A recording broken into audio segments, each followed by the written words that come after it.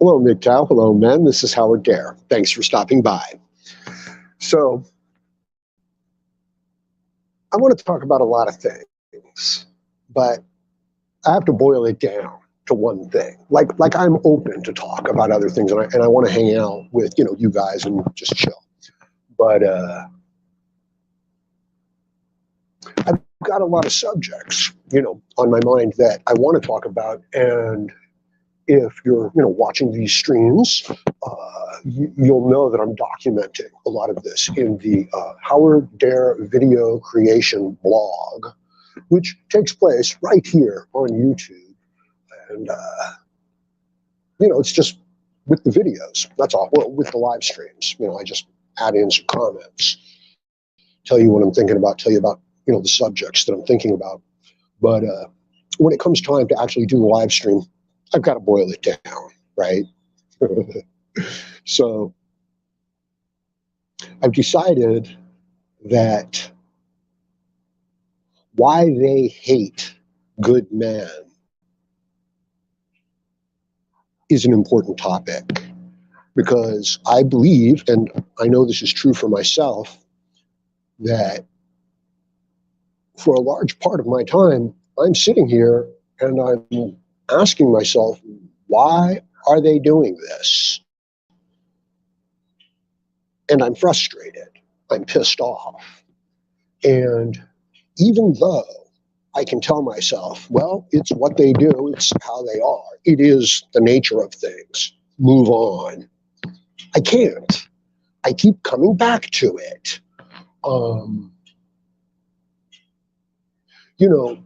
It's like you're walking down the street and you see a dog barking at a man, and you see the man just cowering, and you think to yourself, well, that's wrong.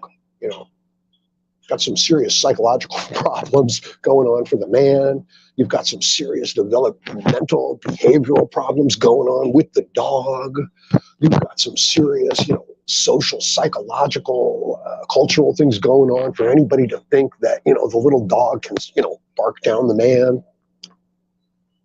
But I think to myself, oh, well, that's his problem. This is an individual occurrence. Let it go. And then I walk down the street a little more, and there's another little dog, a chihuahua, barking at a man, and the man's cowering up against the wall. And I think, well, that's interesting.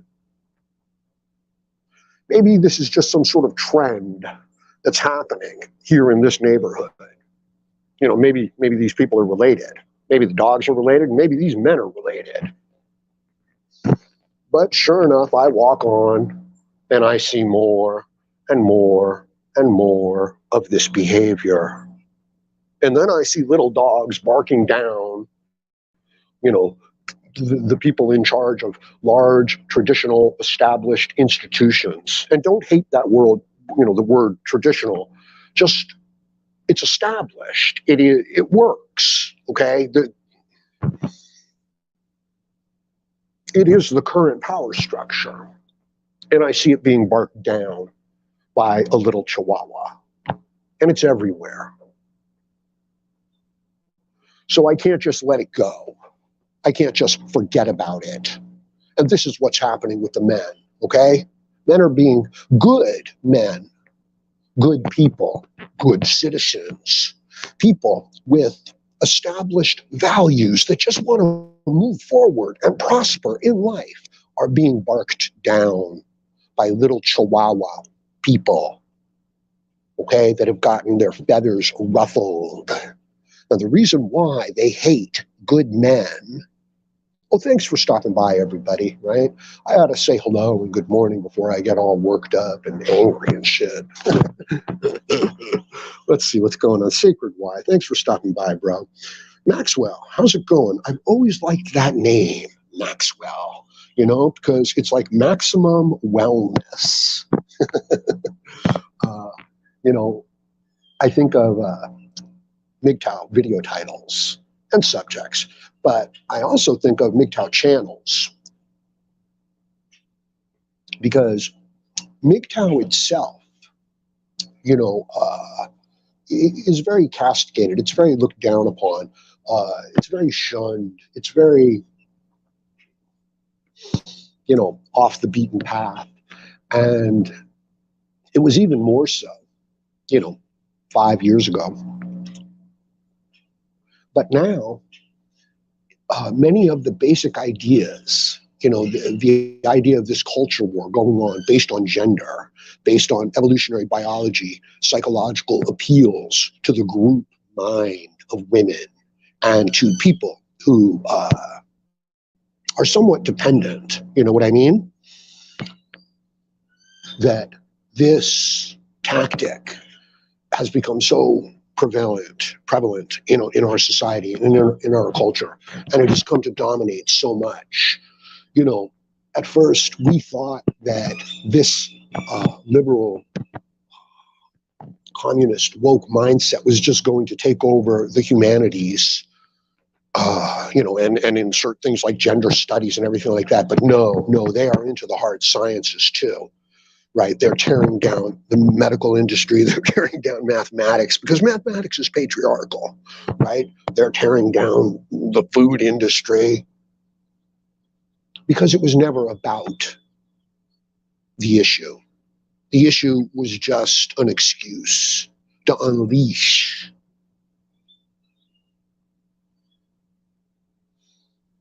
the dependent, resentful mindset. That's what it is, okay? It's political expediency. That's why they hate good men. Because they want to calm the system and they need a threat narrative. They need to blame somebody. Ideally, they need to blame the people and the principles that created the world that they live in, because they're victims, or this is how they see themselves. This is how they want to see themselves, because this politically entitles them to resources, to attention.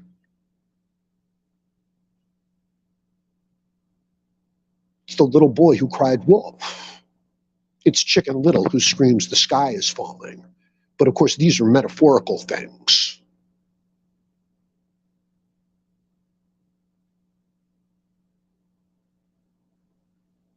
It's the false accusation. It's the lynch mob. It's the power.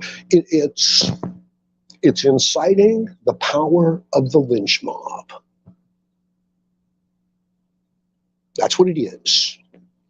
Human resources within our institutions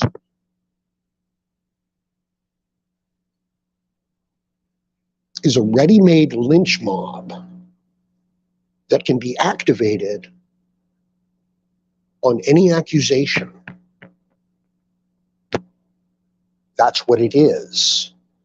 And it's a great equalizer, isn't it? Against the capable, good, virtuous, principled people. I've told this story before, having an argument with a girlfriend of mine way back. And this was over something trivial, meaningless, like what to watch on TV or what to get on top of the pizza. And she just said to me, I can call the police on you. And I didn't even hear it, so I did a double take. So I was like, yeah, and I like pepper. What? What? And then she repeated, I can call the police on you. And I was dumbfounded. I was thinking, why? And naturally, I just said, well, please don't do that. Right? And there's nothing going on. There's nothing going wrong or anything like that, because we all know that when they become involved, they've got their agenda, they've got their job, and nothing will, betray their orders. The Duluth model, which is the assumption that whatever's going on, the man did it, and to take him away.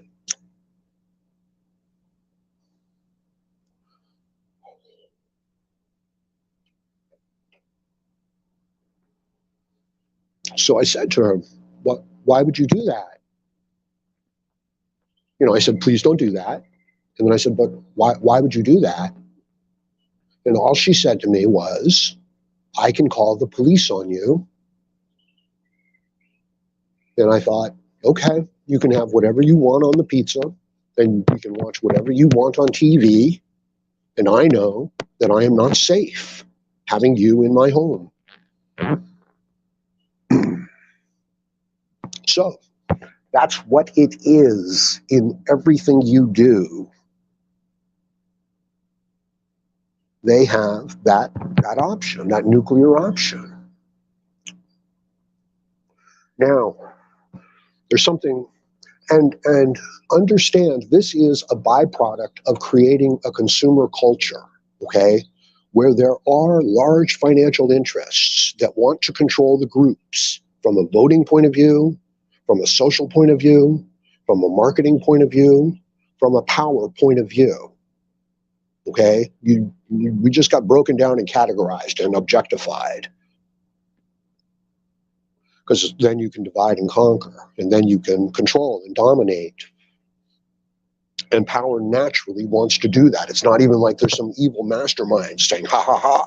No, this is what power does. It wants to hold on to power and have more power. Okay, so part of the reason why this is so damn frustrating. Hey, Captain Huffy, thanks for stopping by, bro. Yeah, I'm getting all worked up, right? These are the Howard Dare live streams.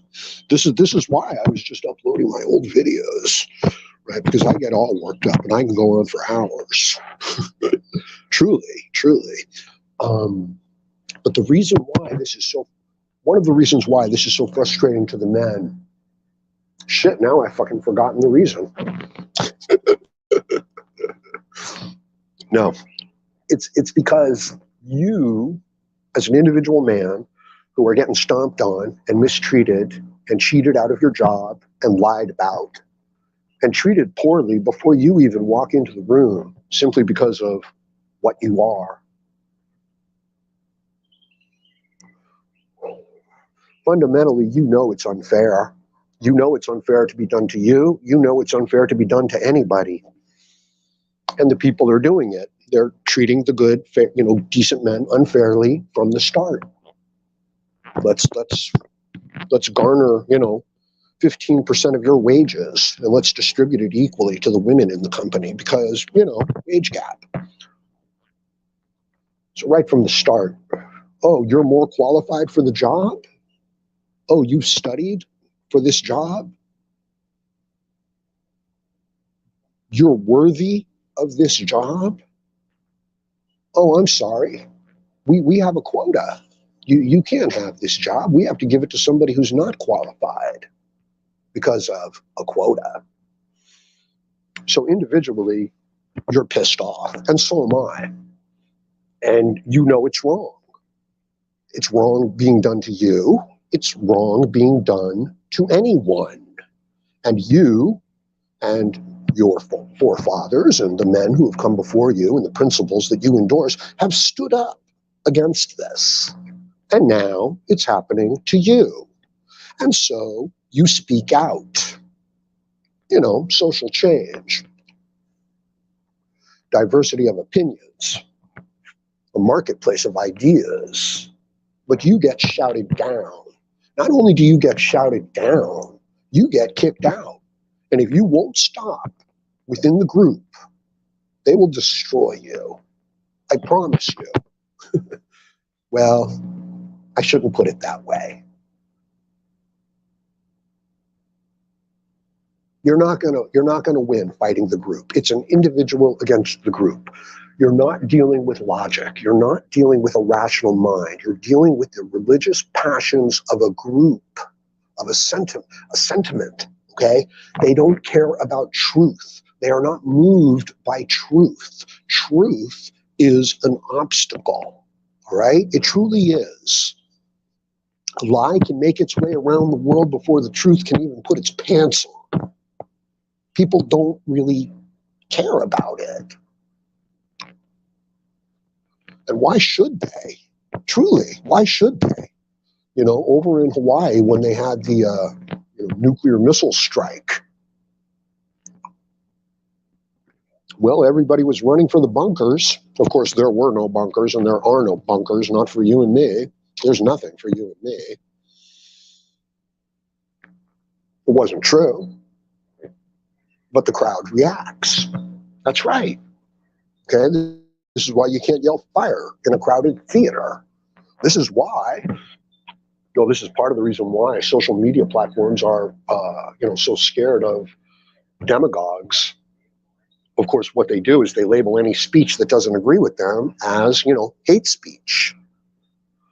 So this is what we're talking about, the political expediency of being able to do that. That's the political motive. That's what you're up against. You're not up against individual logic and reason. You would have a good case there. And individually, you can't even find fault with these people. You cannot blame one individual for a group mindset. Okay? I'm a really nice MGTOW. It's true. I'm a philosophical, thoughtful, considerate, compassionate. Yeah. I don't even like, the idea of like group politics and identity politics. I don't even like it. What's your opinion on Andrew Tate? Yeah, that's a great question. And thanks for stopping by, Warlock Bathory, named after Elizabeth Bathory, who had a nice little cover story in Van Helsing, the remake on Sci-Fi, where Van Helsing was replaced with a female, Victoria Van Helsing. And Dracula himself was replaced with a female Dracula. All that being said, it was okay. It was an okay show. Yeah, my opinion on Andrew Tate. Good for Andrew Tate, okay? We need more men like Andrew Tate. Now, do I personally, would I act like him? I don't think so. It's a bit of, he seems to be wearing his ego and, his attitude, on his sleeve. So, he's projecting, the attitude of the unapologetic male, which is what we should all be. But he's going pretty far with it. But, I've looked into him, and he's got a real kickboxing career, background. He's got a real military background. No, he's, he seems to be exactly who he says he is. He's just playing it pretty hard, But no, other than that, I think he's doing great. And I think he's putting out a decent message there for men and young men. Like I said, I think he just overplays it a little bit. Like he doesn't have to. He doesn't even have to go that far. And yeah, the minute a man stands up, unapologetic, proud, okay, they will deplatform him. They will shut him down because politically, it is to their advantage. There's advantage to be gained here. Okay, there's trillions of dollars up for grabs in federal grants. Okay, so you want funding for Black Lives Matters. Have you seen what a travesty that turned out to be? Look, Black lives do matter. And yes, there is, some violence within our police department. But then, you turn it into this, circus show, this monkey, this performance for exploitation of resources and attention within a political sphere. And the original reason why any of this stuff is being done is completely lost and thrown by the wayside. Anyway, Andrew says a lot of stuff, a lot on-point stuff, but he has a whack-ass game. Well, yeah, butcher in your thumbnail. Yeah, no problem. It just the attitude. I'm hanging out here on this little tiny handheld Android device, and I'm on public Wi-Fi. I'm outside, and I just had to grab something. And I like the show. I like the attitude. And I like the expression, right? But we are talking about an individual man with, contempt and, righteous indignation towards a corrupt system.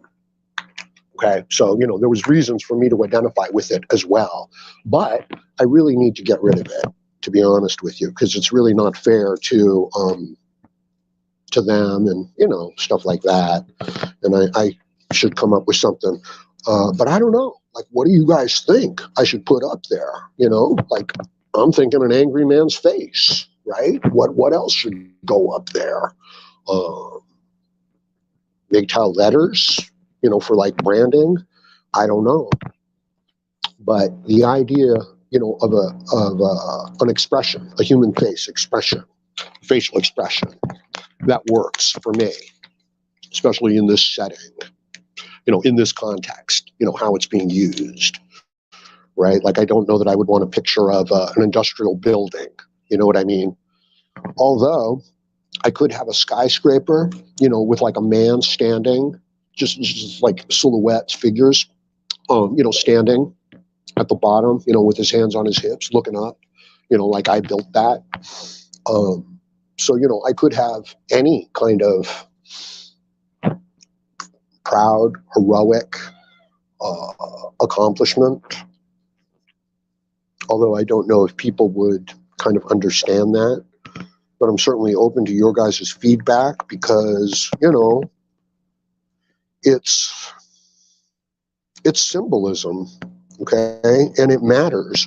As a matter of fact, symbolism is an easier, better route to the crowd mind than, logic and reason and descriptions and things like that. Oh no, a good symbol, does wonders. Music also does wonders, right? But just basic, simple ideas. That's why some of my titles lately are, they're kind of overstated. Yeah. Do a Greek statue. Yeah, that's not bad. Thank you, Sacred Y. Yeah, like, David, right? Rolling a cigarette. And this brings me to the apex of apex predators. Are you, individually, as a man, the apex of apex predators? Because you are. Man is the apex of apex predators. There's no doubt about it. Look at the surface of the world. There's nothing. Okay, there's nothing anywhere like man. Even if you say, which is fine that we evolved from primates, which makes perfect sense. There's no primate like man. We're talking about the difference between, a rock that rolls down the hill versus, an automobile. It's like, well, they both have round things on them and they both roll. Yeah, and that's about it. That's about, the extent of the similarity.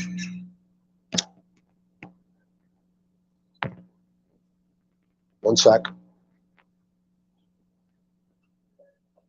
So here we are, the apex of apex predators. There is no doubt. We may well be the apex predators of the universe. Which reminds me of a great story. But I don't think that individually, we embrace that role, okay? We have been robbed of our birthright, which is to be the strong, capable, passionate, self-motivated man. That object itself has been denigrated and trashed and thrown in the garbage. And so the young men, they don't even want to pursue it, but they don't even know how to pursue it. And the older men, yeah, they're lost too, right? Like, okay, my father taught me these things. I've seen how men worked in the past, but damn, if I'm not getting punished for doing that in the present, so I better stop doing that. But then that leads to the sickness. That leads to metabolic sickness. That leads to depression. That leads to isolation. Look, the idea that the man is going to tell himself in MGTOW that he doesn't feel sexual desire for the women, that's a hard one, man. It's like, I don't know. That's kind of like a form of some sort of psychological castration, biological. You know what I mean? Now, Look, we're not the apex predators. We've become herd animals.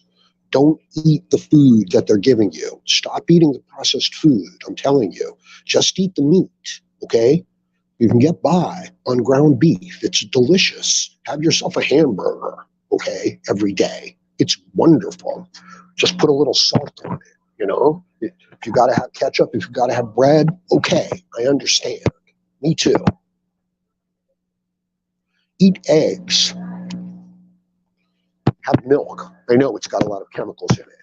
Stop eating this processed food. Stop, I know you're going to want a little sugar here and there too, for your coffee or something. Try to use honey or something like that. Stay away from soda and things like that. Stay away from pasta. It's grain, okay? It's wheat made into the shape of noodles. And it causes all kinds of chemical problems through your whole system. So, we're not eating like the apex of apex predators. Do so, and your body will thank you, right? Like a sacrifice to God, okay? You bring the meat, not the vegetables, okay? God doesn't want the vegetables. Your body doesn't want the vegetables. It really doesn't. They can get you by, and we can make them really tasty. Is that it? Is that the price of your life? Is that the price of your health? Tasty on the tongue? That's it, okay? Because it was so tasty, because it tasted so good. And now the man is 300-400 pounds with every kind of physical ailment, and he can't get up. And when you say to him, what time is it? He says, what do you want? Because he doesn't have the energy. Don't do that to yourself. You are the apex of apex predators in the universe, okay? Remember that. The men around you, for the most part, cannot teach you what it means to be a man. Your father and the men around you, they raised you to this point. You're alive, okay? But they messed you up psychologically. They made you think that men and women are equal and the same.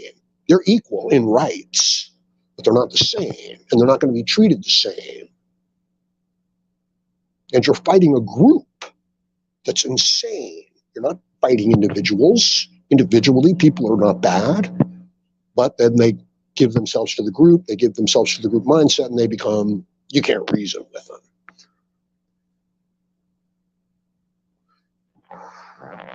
Where else was I going with this? I was going someplace else with this. Back to the comments section.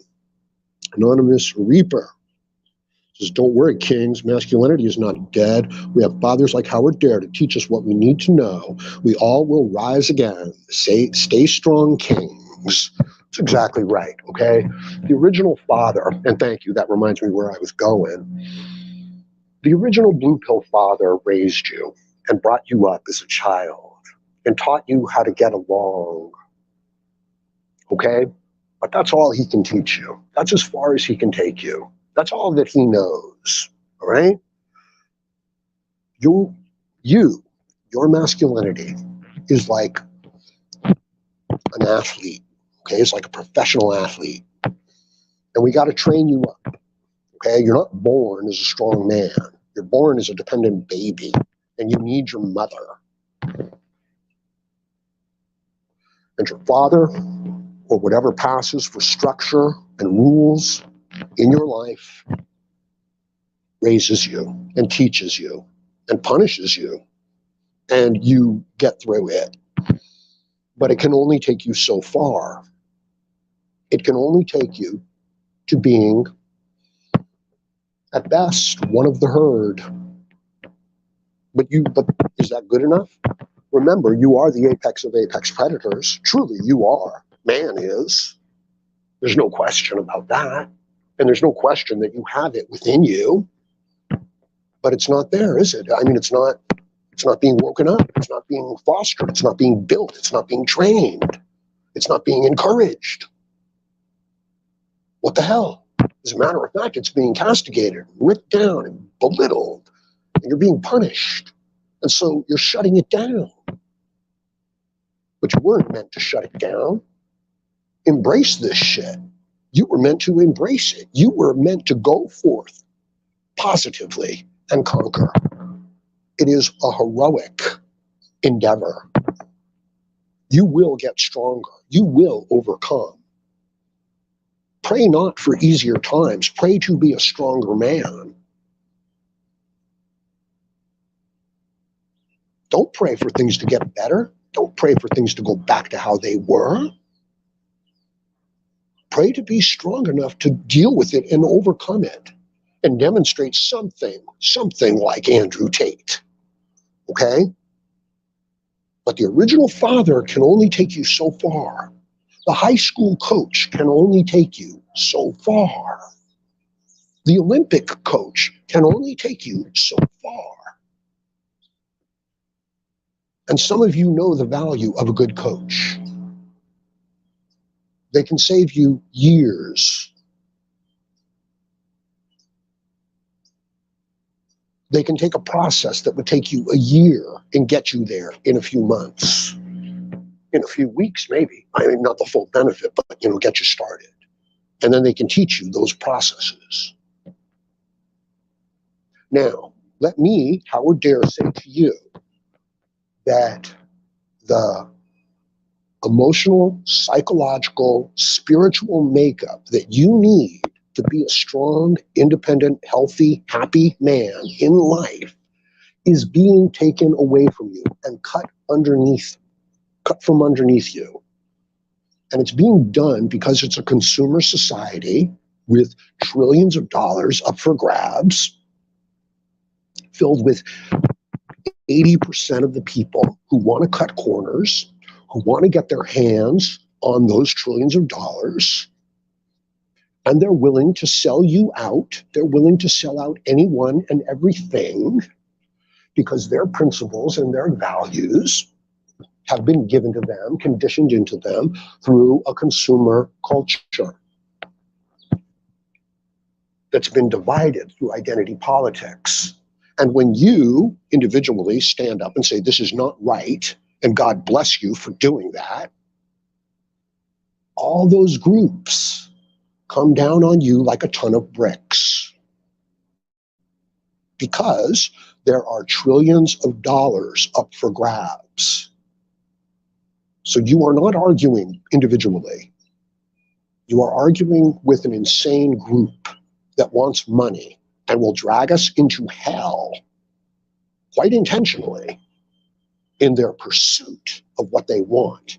And it is resentment and religious sentiment that is driving them. And this is a product of modernism. This is postmodernism. Anyway, I could get all involved and deep into this shit. Yeah, so get strong, build up, overcome, demonstrate, certain Andrew Tate qualities. Captain Huffy says they hate Tate because they can't control him. Sure, there are other elements, but they hate the individual, pushing only for non-voluntary collectivism. Exactly. They push for non-voluntary collectivism. Why? Because this is what they feel life has done to them. There's a great scene in the remake of Tombstone where Wyatt Earp has got himself into a gunfight with Johnny Ringo, and Doc Holliday is sick, he's dying, and Wyatt Earp, looks at Holliday and says, I can't beat him, can I? And Holliday says, no, you can't. We're talking about a gunfight to the death.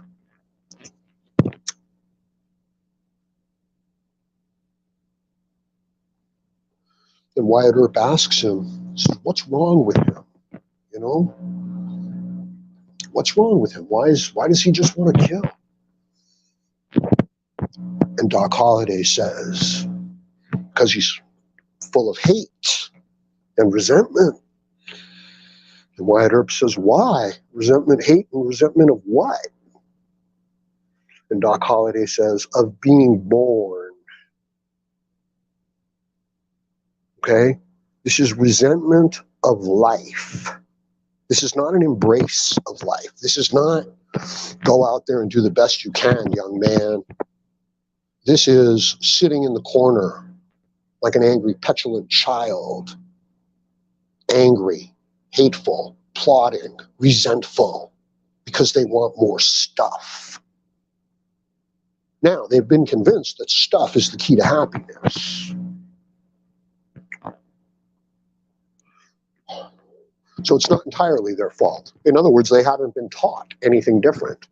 Now, neither was I, but I found the difference, and that is philosophy. That is essentially objectivism philosophy from Ayn Rand. In the movie that I was talking about, somebody asked me in the comment section, I was talking about The Fountainhead by Ayn Rand. It's a black and white 1950s movie. Now, interestingly,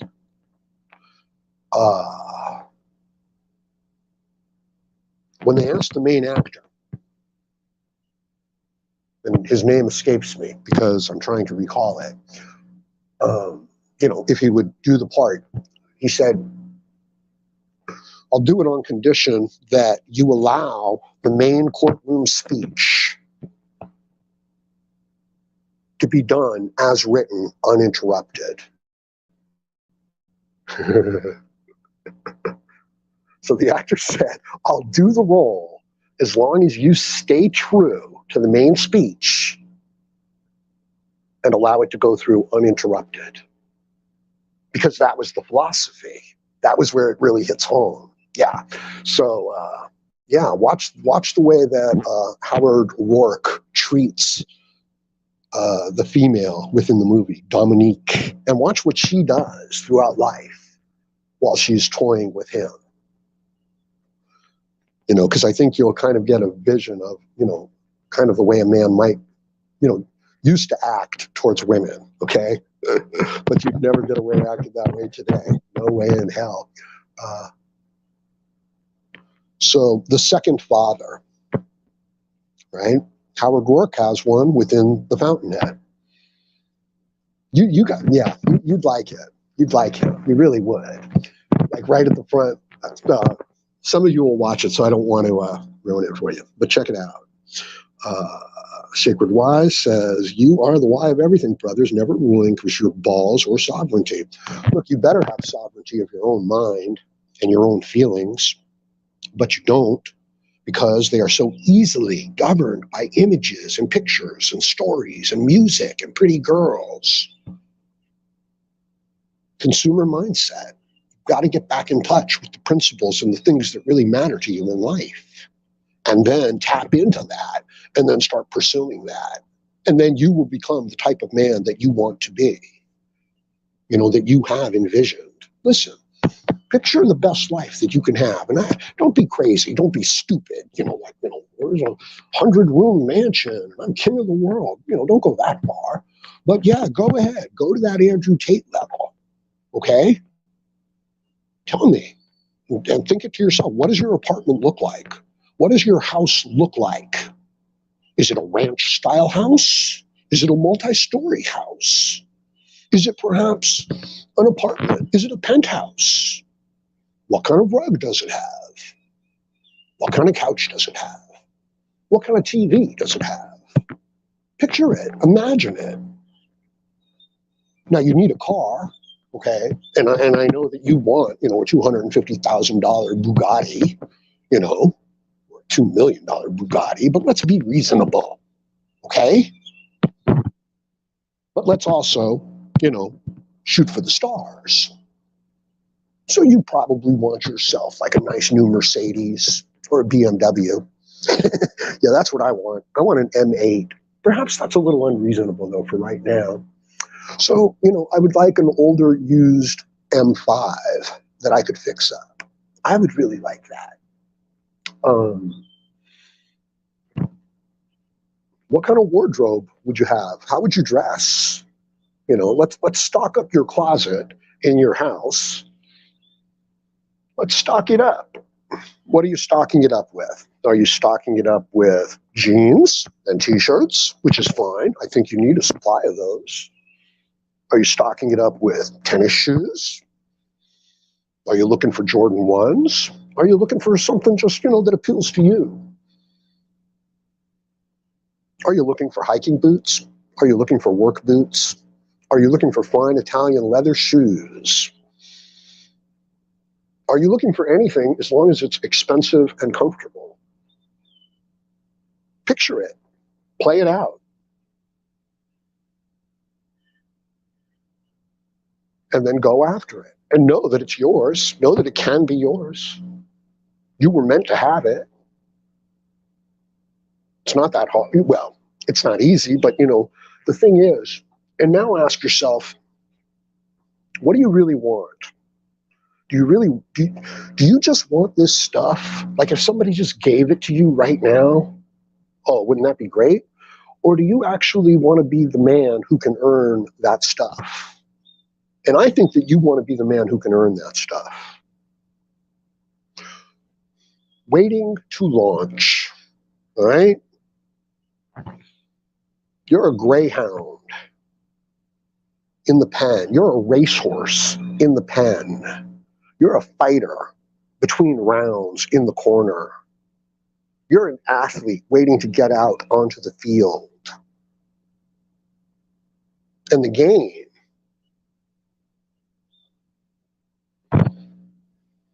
is becoming the man that you want to be to get the things that you want in life. That's the game. See, it's not just having those things. The WWF, when The Rock was first coming out, Steve Austin was, basically, their main champ. Whenever Steve Austin would fight and put the Intercontinental belt up for grabs, Rock would sneak out during the match and steal the belt. So he had the belt, and then he would run off with the belt and hold up the belt and say, "I have the belt," But of course, he hadn't won the belt, right? So it could have been, a teenage girl who ran up there and did that. She had the belt. She has the belt. And isn't it like that, right? Like Vice President Kamala Harris.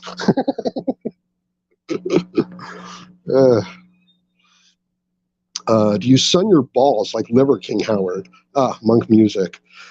No, Monk Music, I don't. But it's not because I don't want to. It is simply because I don't have the opportunity to do so.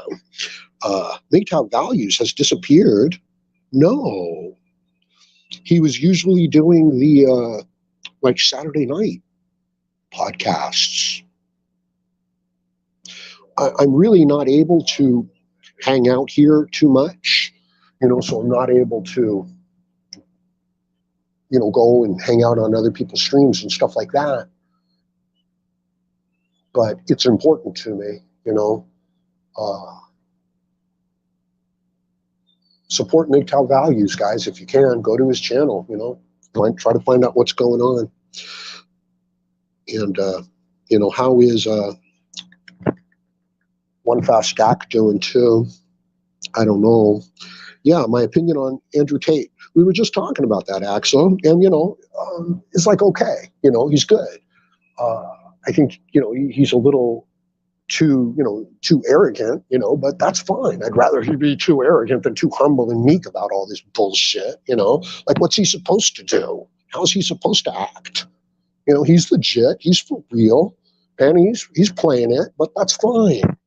Because that'll reach the young men, that'll reach the groups, and he is an unapologetic male. This is what we need to become. Remember, you are the apex of apex predators. Truly, you are. Okay. Sacred Y says, be sure to chop some wood this winter. Remove yourselves from this modernity. I promise it will raise your testosterone and you'll feel better. Well, look, that's the whole thing, okay? This is a dopamine hack, okay? The men expected to get together with the attractive woman, okay? And when that didn't happen, man, the dopamine comes crashing down. What a depressing situation this is, okay? And I go through it too, right? So the men are waking up, not all men, but the men are waking up every morning and they're thinking to themselves, why can't I get together with an attractive woman? You know, I'm not looking for a Playboy model or anything like that. What's going on? Isn't this the way it was supposed to be? Isn't this the way it was generations before me?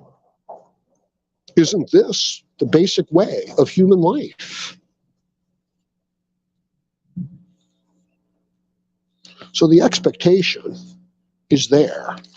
Look at your consumer society. Look at your advertisement. You know what I mean? It's like, here's the car and here's the pretty woman standing next to it. Here's the drink and here's the pretty woman standing next to it. Here's the sandwich and here's the pretty woman, you know, gathering around and eating it. So it's all based on this image of the man having the pretty woman at his side. So he's got all the stuff, right? She's attracted to the stuff. He's the type of man who can get the stuff, so she's attracted to him. And that's what's planted right into your head, all of our heads. And yet you wake up every morning, you know, the man has this thought probably 30 times a day, right? But it's not working. That's not how it works. That this deal that he was expecting, which gives him great dopamine hit in the anticipation, because it's tied directly to his physiology, exactly as it should be, exactly as, you know, it works out in nature. Gee, what a surprise there, seeing as how any other system would not have worked, and every other system failed. And yet this system is frustrated.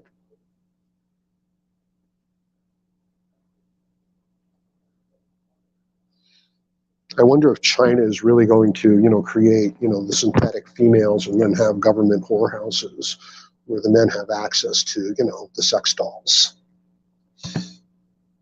You know, but it does boil down to, you want to know how to get an animal to do whatever you want, feed it just enough to get by the next day, and he'll do whatever you want. You want to know how to get a man to do whatever you want, feed him just enough to get by to the next day, to the next week, to the next month. And he'll do whatever you want. You don't even have to, he doesn't even have to earn it. You can just give it to him. That'll work.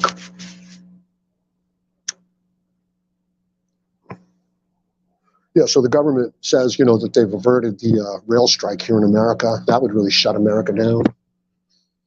Like they're going to impose, you know, their settlement onto the thing, which from what I've seen doesn't look like a bad settlement. You know, it looks like a compromise where they get most of what they want, but not all of what they want. That's reasonable. But, you know, the idea that the government can force it, I don't know. I don't like that at all. That's straight out of Atlas Shrugged. Sacred Wise says, we need to get ourselves to the caveman mindset. Our heroes used to be gods. Now our heroes are godless, weak, feeble, diseased. But nature knows the value of sacrifice. Damn. I could not have said that better myself. Yes, we need to get back to our ancestral mindset. Okay, modernity has ripped us out of what we are biologically. Culture, society, women, angry people who want stuff have denigrated the very symbols of what we are. Understand, this is a symbolic war. This is not an individual argument debate. This is a symbolic war. This is how you move and stir the crowd. Now, I, Howard Dare, am sharing with you the processes, the ideas, the routines, the practices behind how and why this happened, so that you can extract yourself from it and rise above it and not get trapped in it. But we have to help and guide our fellow brothers and men and human beings. Seriously, we are being dragged into the Dark Ages. Seriously, this is worse than the Dark Ages. But it's basically that kind of a cycle going on here. There's a lot going on. There's a lot to talk about. I'm sorry I'm not, up to snuff production-wise and quality-wise. Like I'm just sitting out, outdoors on public Wi-Fi with a little, cheap earbuds. Haha. Nude sunbathing is healthy. Yes, it is. And it's especially healthy for attractive women. Ha ha ha. Been looking for MV for about a month now. No luck. For a month? What the hell? Well, I'm sure that, there's some people who are in contact with him via email, and other direct messaging sort of stuff. And perhaps, they might have some insight also. But no, we're a pretty close-knit community here, so you guys would know. Just not around. Okay, well, hopefully it's not too serious, Just going to hang out in the comments section. I mean, you guys know that I can tear into this stuff pretty extensively. But that don't mean shit. The crowds are not moved by intellectual arguments and descriptions. They're moved by personality. They're moved by symbols and images and metaphors. And I just don't want to try to play people like that. Siddhartha is here. Can we live without sex forever? I don't want to do anything without women. Yeah, well, this is natural biology, This is the male biology. But the man can't let himself be controlled by his urges and thus expose himself, to the dangers of that situation. So he's looking for this safe place to express, his sexuality. And the problem is, of course, is that every woman individually, which they might be fine, is exposed to this gynocentric feminist man-hating mindset, which of course seeps into the relationship, which, you get into an argument about what to have on the pizza, and she's looking at you and saying, I can call the police on you. And there's no recourse. There's no individually, reasoning with her. Like, that's not fair. That's not right. You're doing something unjust that you would not see done. And it's like, nope. There's too much advantage to be had here for the women, for the groups, for the people who need help, for them not to play this card. That's frustrating. That's a raw deal for us. And it's not going to get better. We have to get stronger. We have to become independent of it. We literally have to become Nietzsche's Übermensch. We have to become the Superman. Okay? And I'll tell you, he's in you. You can make Superman look like a fucking piece of shit. Because you are real.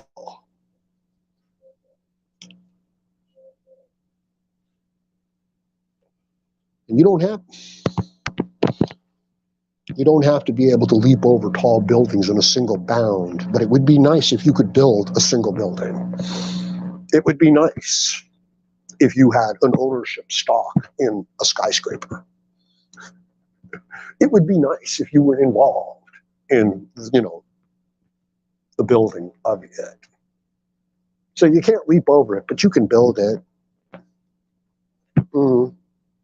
You're not faster than a speeding bullet, although you can get on a train or a plane and you can build it. So you're not just the man who has it. You're the man who can build it. So what the hell does Superman have on you?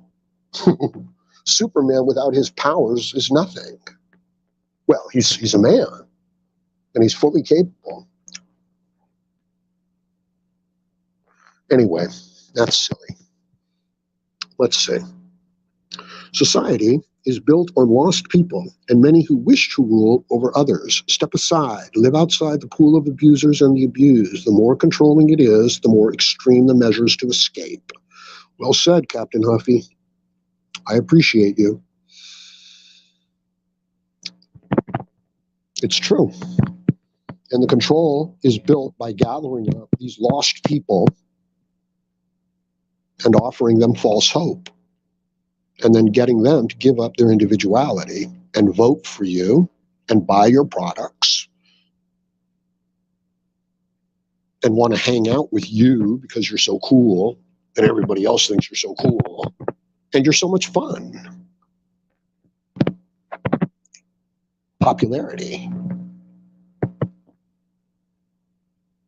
So we're not getting together as engineers and building the best design for the plane. No, we're getting together as engineers and the prettiest girl and the guy who's got the most financial connections are designing a piece of crap that won't ever fly.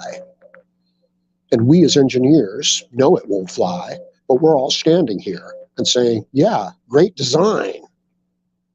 Gee, can I be on your team, Betty, to help build this thing that'll never fly? And understand, it was never intended to fly. It was intended to exist for 10 or 20 years and use up hundreds of millions of dollars. And Betty Sue is in charge of the project. And anybody who speaks against it, anybody who points out the engineering principles that are wrong with it, is obviously a bad, evil person, is a misogynist, hates people, has no humanity, is just like Hitler. Not because they are, not because their ideas are good or bad or relevant or not relevant, but because they threaten Betty Sue's power. So that's what we're dealing with. We are a threat to the current paradigm, to the current status quo. And that status quo is destroying us and will not allow you to have a decent life as a man, as a human being. Now, it won't allow them to have it either, but they don't care. They're angry children. They're lost people. Their basic feeling towards life is like Johnny Ringo. They hate everything. They want to destroy everything. Why? Because they were born and it wasn't their choice. So choose to face these obstacles. Choose to go forth boldly into this situation. Do not pray for it to get better. Do not pray for it to change. Pray to be stronger. And you can do that, but only if you're true to yourself. And only if you stop eating their poison. And only if you stop consuming, their garbage. Now, some of it's good. I mean, make no mistake, man. Modernity has some great stuff, man. So we're not going crazy, but we are being smart. Told you, I'm outdoors, man. But their opinion is irrelevant, says Jeffrey. True. But, if you're at war, the enemy's motivation, irrelevant. I agree. But their plans and what they're doing and the destruction they are heaping upon us, that's not of no consequence. It is of consequence. So, I agree with you. The basic mindset. Fuck them. Go your own way. But we're still having to deal with it.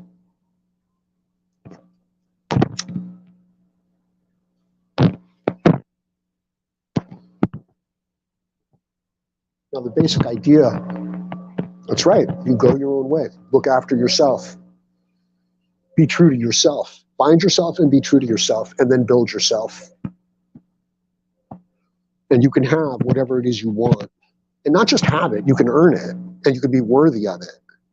And I don't mean worthy in other people's eyes. That's not what I mean. I mean, good job. Well done. You are a man, my son. And other men can look to you, and other people can look to you and can follow your example. And you can help the people that you care about, that you choose to help. Not the ones that you're forced to help, not the compassion that you're forced to have, that's compelled upon you and guilted and shamed upon you.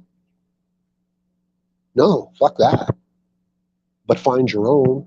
Don't let this materialistic, gynocentric, consumer, identity politics view of life, which is what gathers up the lost people, be your view of life. Okay? Go your own way. Find your own way. Go your own way. Be true to yourself. Build your own way. And then be the person that has built their own way in life. Now, there's some help out here, okay? There's a lot of tools out here that you can use, and you should take advantage of them because they've taken advantage of you. But you're not part of the herd. The herd does not want you.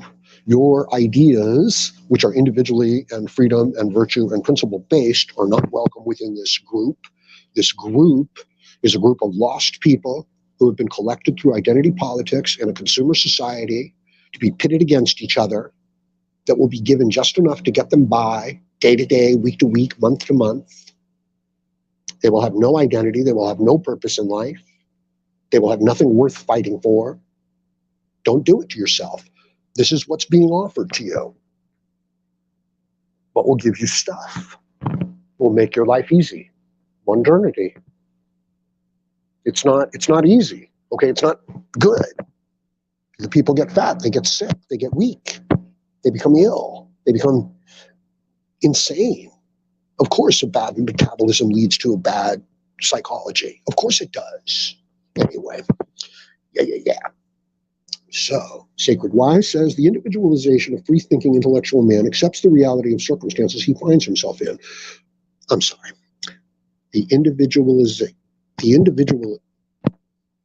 Well, look, I can only read it like too fast or not fast enough. For his survival and pursuit of knowledge will come first.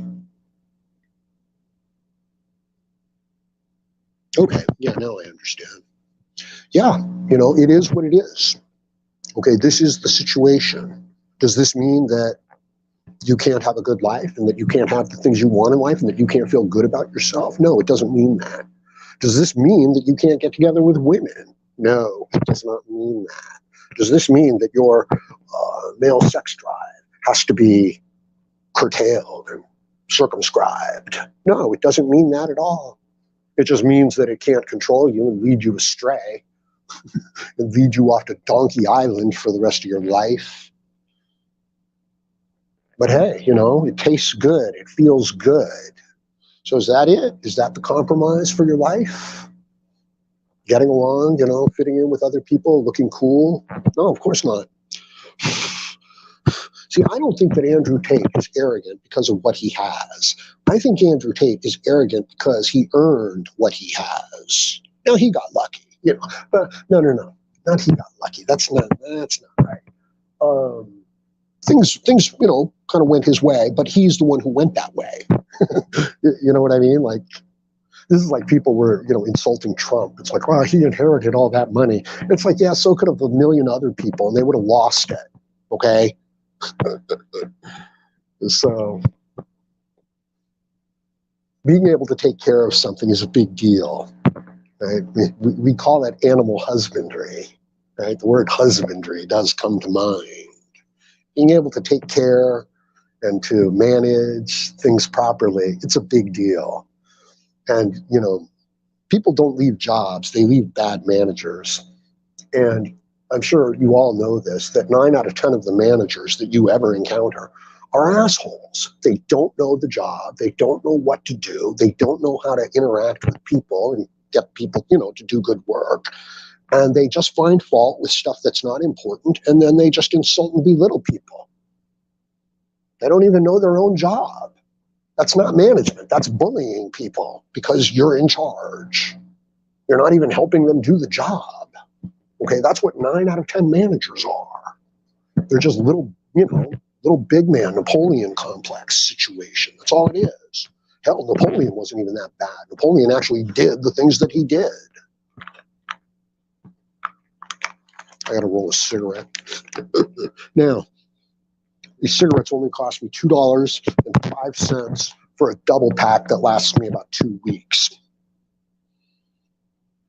US says, you need a Discord channel. YouTube has been ghosting comments for years.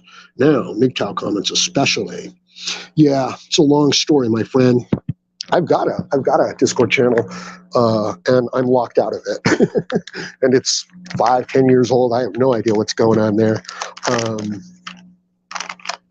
Yeah. No, look into it. You know, you'll find out that Howard Dare has been around for a long, long time. Yeah. Yeah, there's a Discord channel out there for you for the Howard Dare situation. Of course, I'm not there. Yeah. I even have this really big channel with about 75,000 subscribers. Of course, I'm not there. and now it doesn't have the subscribers. But for a while there, it was being run by Asian fashion. Right? They were putting out videos of Asian fashion. The channel had been hacked and sold. And I believe Google itself had been the ones who hacked and sold it, or at least employees of Google, right? But it's possible it was just hacked by a group. It's possible. But it's interesting that, you know, Howard Dare MGTOW channel, 75,000 subscribers, goes from being MGTOW to being Asian fashion channel. You know what I mean? I mean, like, if they sold the channel, why didn't the person who bought the channel, like, say, okay, I'm going to talk about gender issues because that's what this audience, you know, is interested in, and thus keep the 75,000 subscribers and build on it?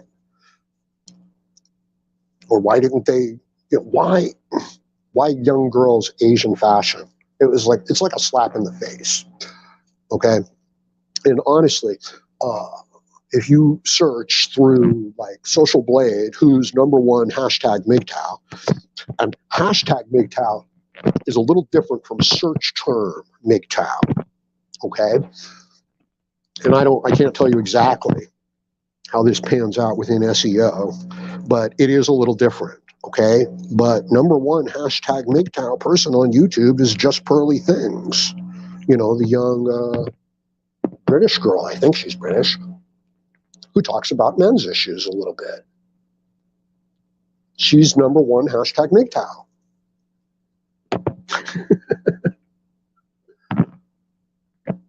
It's a slap in the face. This was connected to what I was just saying. Oh, Discord. Well, no, maybe not. Yeah, there's a lot of SEO links and stuff like that that I could do to get more views, but I'm not gonna do it.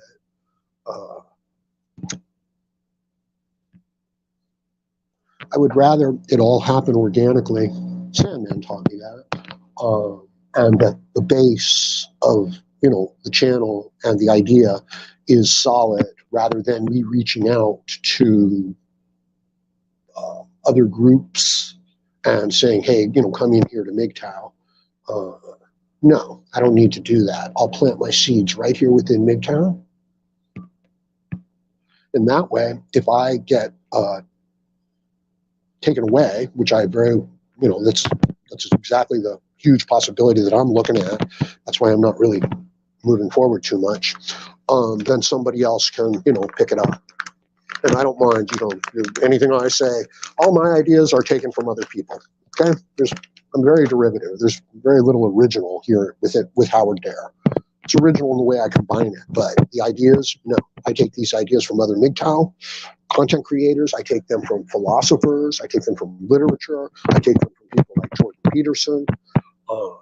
And, you know, you take my ideas, okay, and put them out there, please. That's what I'm hoping you'll do.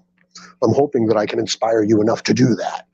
But I'm going to have to increase production value. Rhino, how's it going, bro? Good to see you. I hope everything's going okay.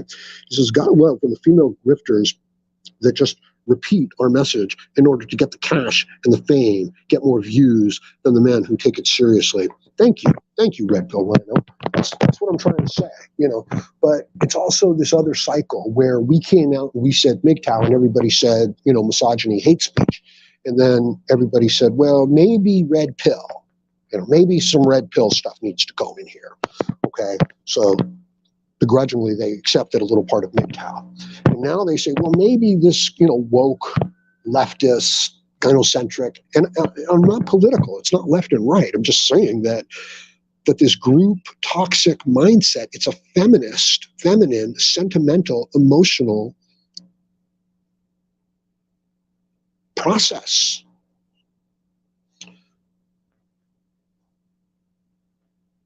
But now I forgot what I was saying. Got 11. Oh, yeah. So now you've got these people, hashtag MGTOW, hashtag red pill, hashtag man talk, that are coming in to this sphere that they rejected at first, mouthing, parroting, repeating, chameleons, okay? And now they're garnishing popularity. But they're doing it just to be popular. They're doing it to be cool. They're doing it to get stuff. They're betraying it. They're selling it short.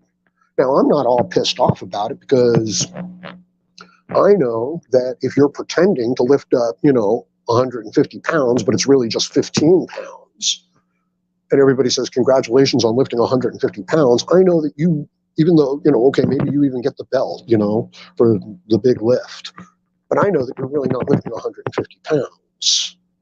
And I know that I really am lifting 150 pounds.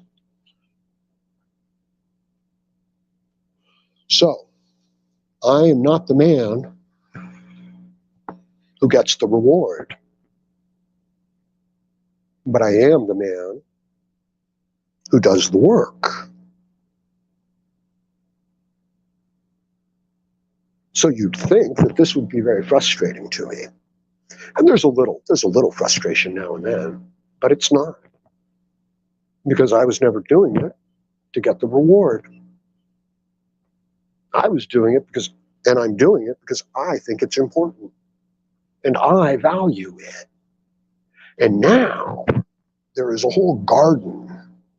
There is a whole landscape of motivation that I have that they don't have because they just want stuff. And they can't lift 150 pounds, but I can toss around 150 pounds like it's 15 pounds. So who do you want to be? What world do you want to be in? Consumer society has convinced you that you want to be in the world of stuff, things, of which you are merely another thing, of which they will direct and profit from. But you will not. No, your life will be spent in a hamster wheel, chasing after something that's never reachable. But it is reachable, just you're going at it the wrong way. You've got to be true to yourself. Okay. You know what I'm saying. Howard, do you have anything besides CashApp? Thank you, Eric. Good to see you, bro. You guys should listen to Eric. He's got some really interesting stuff going on. No, I don't right now. I had gotten myself onto PayPal business, right? Because, everything's legit and all my papers and everything like that, it's all in order. And, Howard Dare channel, was generating some income for me, which was helping me out, which was a big deal to me. Not much, but, some. I don't need much, $50, $100 a week, that'll keep me alive. And I was doing good. And then PayPal just shut me down. They just said, no, we don't want to do business with you. And I said, why? Are my papers not in order? Do you need some other documents? And at first they were like, yeah, we want a copy of your passport. And I'm like, I don't have a passport, right? But no, they just shut me down. And there's a video, why PayPal won't be around in 5 years, done by content creator Moon, who does some really nice videos. I think he gets some help though. I don't know. Whenever I see good video production, I think, okay, one person's writing it, another person is giving some of the basic images that are going to be used here and there, another person is doing the motion graphics, another person is doing the text, another person might be doing the transition and the backgrounds. But chances are it's just one guy, who's doing some good work. What the hell was I saying? So no, all I have right now is CashApp, and I know people's hesitancy to use CashApp because it is mobile. It's got the phone number. You know, I, of course, am perfectly secure and safe and everything like that. Howard dare. But no, that's all I've got right now. And like I said, I'm not going crazy to promote and get myself backlinks and do all that stuff right now. I'm planting my seeds within MGTOW. They're real seeds. They will bear fruit after their own nature, which is the legitimate, principled, virtuous concern for the well-being of man. And individually too, you know, me too. So that's what we got going on. Yes, keep us all updated. What else we got going on here? What's this? Red Pill Rhino, no such thing as bad publicity. The more message get out, what say you? This is an interesting thing, Captain Huffy, because, you know, there are a lot of worthy causes out there. And certainly the people, you know, who support, you know, who are behind these causes, they feel it is a worthy cause. You know, Greenpeace, okay, and I don't think Greenpeace is worthy. I think they're crazy. But, you know, just as an example. So they've got this legitimate concern. They express this legitimate concern, and they get zero publicity for this legitimate concern that society should be concerned with. Zero publicity. Why? Because they're trying to speak to the crowd, to the group, but they're doing it with an individual argument, an intellectual argument. This will not work. So instead, they take a blow-up caricature of a giant whale, okay, and they bring it to the steps of Congress, okay, and they slice it open, and then they pour a whole bunch of garbage out from underneath it, right? And then they have protesters and signs stand all around it and say, our government is complicit in killing whales, save the whales. Okay, and this is just a bad example. And that gets publicity for their worthy cause. So, bad publicity. There is reputation destruction, which we have going on here and now. But look at what happens when they try to do it to Trump. Do you know why it doesn't really work on Trump? I mean, they think it works, but do you know why it doesn't work on Trump? It's important that you know. If you know, then it doesn't need to work on you either. And I promise you that it's a huge source of your frustration and anger and resentment. So why doesn't all this bad publicity work against Trump?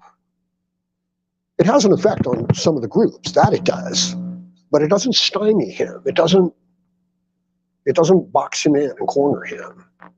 And the reason why it doesn't work is because he knows that it's a tactic, that it's bullshit, that it's appeal to the group mind. And you know what he does when they do it to him?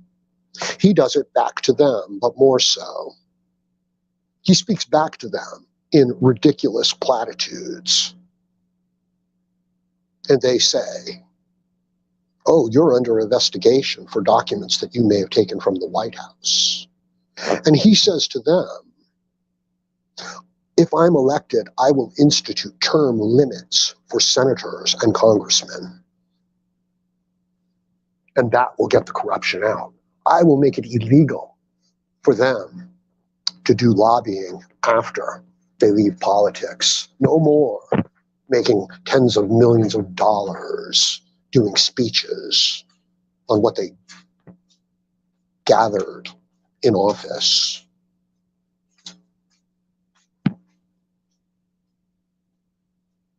So the absurd platitudes are designed to turn the group against, and they should be met with more absurd platitudes. And that's the game. And whoever can come up with the more absurd platitudes and outrageous claims will garner more group attention. So these attacks that are being heaped upon you and men in general. They are meaningless platitudes put forth to garner group attention. It's not a logical argument. You know it's not. Does this give you some insight? Does this give you some freedom? Does this make sense? Can this be helpful to you? Men are not bad. Men haven't done anything wrong. The sexual expression of men is not evil. Patriarchal overlords have not been ruling over for thousands of years over the indigenous people. We're not like that at all. We actually don't believe in physical force and aggression. We have laws against it. We have institutions against it. We made those institutions, our ideals, our principles, to enable, to empower people that could not defend themselves. And now these people who could not and cannot defend themselves are using these institutions and these principles against us. This truly is like bringing people into the church for sanctuary, and then those people kicking you out of the church and not allowing sanctuary. This is individual rights, but it entails individual responsibility. I'm saying embrace individual responsibility, and you will reap the benefits of individual rights. But if you go into the group mindset, if you go and you try to win them over, if you go and you try to convince them on an individual level, you will fail. If Trump tries to stand up and say, I'm not guilty, I didn't take anything illegal, then the conversation just becomes more and more of that. Well, let's look at those papers. Well, this paper's got something in it that's questionable. Oh, no, that paper was this. Oh, I didn't know I had that paper. That's the argument they want. But the argument they're going to get is, no, there's nothing illegal here, and you have politicized our justice system. You are the corruption. You trying to find corruption within me is the corruption within the system. And I'm going to fix it. And here's an instance of your corruption, and here's an instance of your corruption, and here's some papers and some documents that we found in your possession that suggest it might be that you are an evil mastermind. The more outlandish and crazy the accusation is, the more it will inflame the crowd mind. That's what we're dealing with. And that's what you're dealing with. And the only thing for you to do is to recognize the game that's being... Look, the only way to get out of some traps is to recognize the trap and to not fall into the trap. If you try to pull your way out of a Chinese finger trap, the trap gets stronger. If you try to force your way out of certain wrestling holes, the hold gets stronger. But then the good father, the friend, the father who knows a little bit more than the original father, teaches you. This is how you get out of that hold.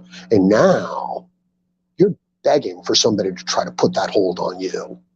Go ahead, try to put that hold on me.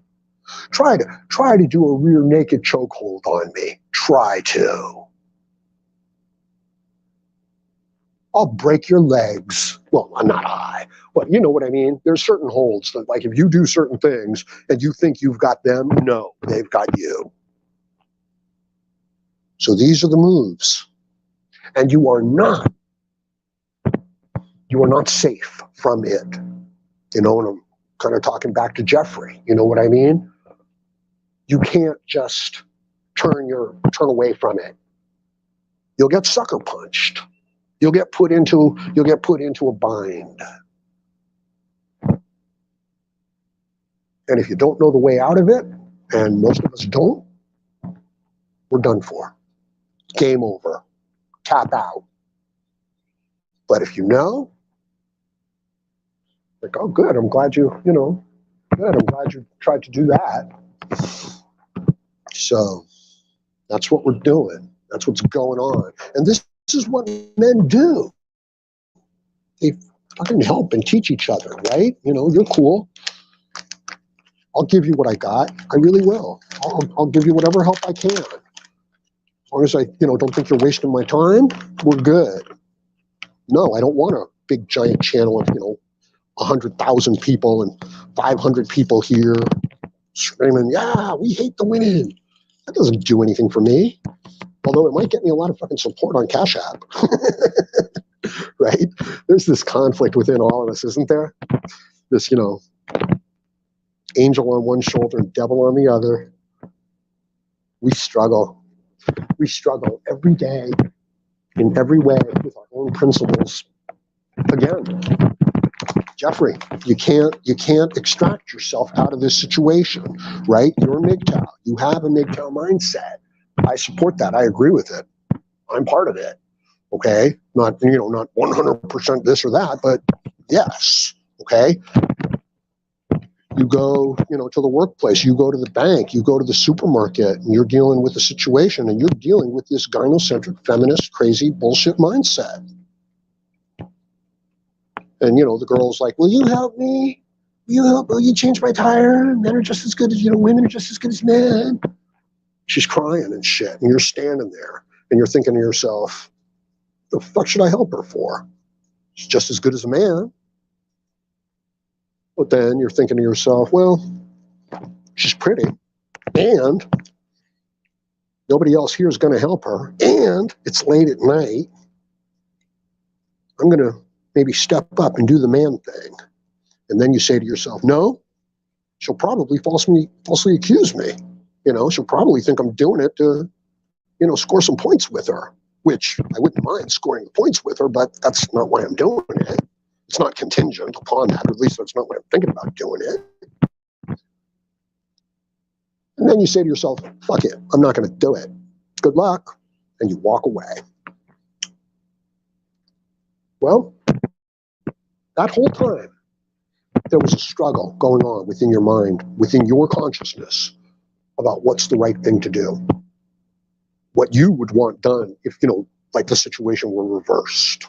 What you would want done if that was your daughter or your sister out there. And it's a struggle, and it goes through your mind, and you have to figure out what values are important to you and which ones you're going to maybe deprioritize. So there's this constant shuffling, like you're just flipping through the channels on the news, and you stop on a news channel and they're talking about, the rail strike, or they're talking about, some false accusation from, of misogyny or of racism. And and instantly there's this conversation in your head, like, this is bullshit, but they're acting like it's a real deal. And we live in a world where we take bullshit for political reasons and act like it's real, and then we take the real stuff that matters and we pretend that it's unimportant. I think they were talking about, this has just happened to me. I was watching yesterday, and they were talking about Prince William and his wife, and how, like, maybe her mother or something, or like his grandmother or something, is resigning from royal office because she was talking with a black woman, a popular British-born black woman, media personality. And apparently she had said to her, no, where are you really from? And the idea was that this was an implication of racism. And now this elderly woman, like 80-year-old plus woman, she looked like the queen, has to resign. And then Prince William, who is your next king of England after his father, now Charles, sits there, looks at the camera and says, there's no place for racism in the royal family. And it's like, maybe she was just asking the woman where she was really from. Maybe she just, no racism, just, so where are you really from? Boom. No, she's out. 80-year-old woman. Heartbreaking. Tragic. Don't be thinking I've got any fucking horse in this race for the 80-year-old woman, okay? I don't. I'm just saying it's wrong. Also, we're taking nothing and we're pretending that it's something, and then we're destroying people's reputation because politically they are, inconvenient for us. They don't go along with the group. We're taking the fake things and pretending that they're real things and destroying the people. But we're also taking the real things and pretending they're fake and that they're not important. COVID, the origins of COVID. So it really does look like that it was a mistake that happened in a Chinese lab where they were studying SARS viruses with the idea of making them highly infectious to humans. That's what they were studying. That's what they had a grant to study from the American government. That is the proposal that they made to garner the support that they have. Studying SARS viruses, respiratory mostly viruses that come from bats, making them highly infectious to humans. That's what they were studying. COVID-19, not COVID-1, COVID-19. Okay, we have versions of COVID, but they're not terribly infectious to humans. But they wanted to study what would happen if it was. And the idea was to insert the genetic code into that virus, which would make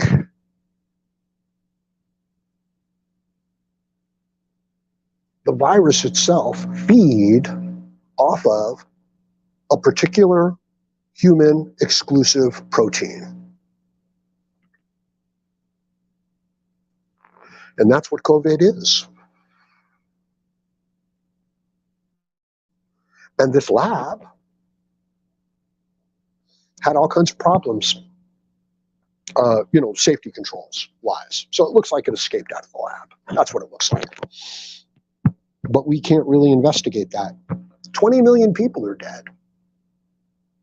Can't even calculate how much money, right? Can't even calculate the effect on human life, like the small businesses that have been shut down. We can't study this, though, because politics.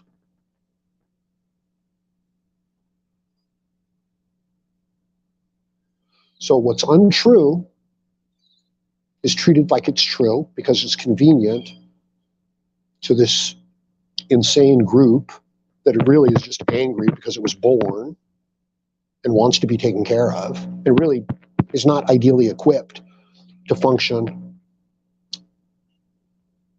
and to enjoy life.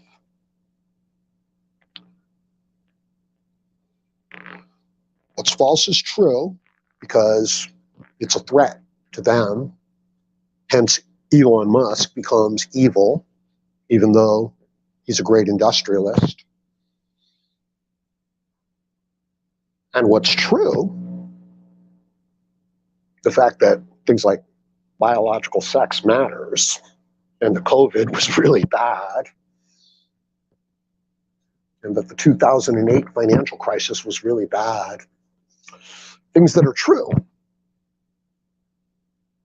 we get to treat them like they're false and unimportant. That's the clown world that 80–90% of your people get sucked into from a consumer society. And as I said, it's not all bad, right? Like, there's some good stuff out there. What is it? The tragedy of the commons? I'll have to look into it. Maybe the idea that systems, once they're up and running, they kind of turn. And it's a little tricky and complicated, and it doesn't really matter. I'm waiting until 2023 to try to appeal. We should appeal. Not optimistic about Elon on Twitter. Well, what can you do, right? Even if he tries to do everything that can be done, there's only so much a person can do. But they're freaking out. He fired their CEO, that round-faced Indian fellow. Guy just looked too happy, right? He looked too much, you know, like he had that childlike expression on his face, you know, like open mouth into the camera thing. And it's like, it's a little unbecoming for a man. I don't know if you're supposed to be having that much fun. You know what I mean? I mean, fine, you know, have your fun, feel what you feel. You got to be you. You do you. You like it. I love it. That's fine. But, you know, it's a full-grown man in a position of authority. Let's not bring the camera up to our mouths and open up our mouths. So just a totally different mindset. Yeah, he's fired. All those people were fired. Because they're bullshit, you know? The idea of setting up these free speech platforms, okay, and then curtailing the speech of those who don't agree with you. Okay, shit, I wouldn't do this from a conservative point of view either. Okay, it's bullshit. What's up, Eric? Eric says, talking to Chuck, he says, exactly. They want the tingles until the ride is over. Once it's over, then Poindexter is looking pretty good. They have broken hearts, shattered dreams, 2 kids. They want a nice guy. Yeah, true, you know, sad but true. You know, it's interesting, right? When you give the men the choice of what kind of woman they want to get together with, they generally pick the trashy one with the makeup, with the fake boobs, showing off her ass. That's the one that excites us sexually. Or at least, you know, that's pretty much the way it works with me. Why is that? Why do you think that is?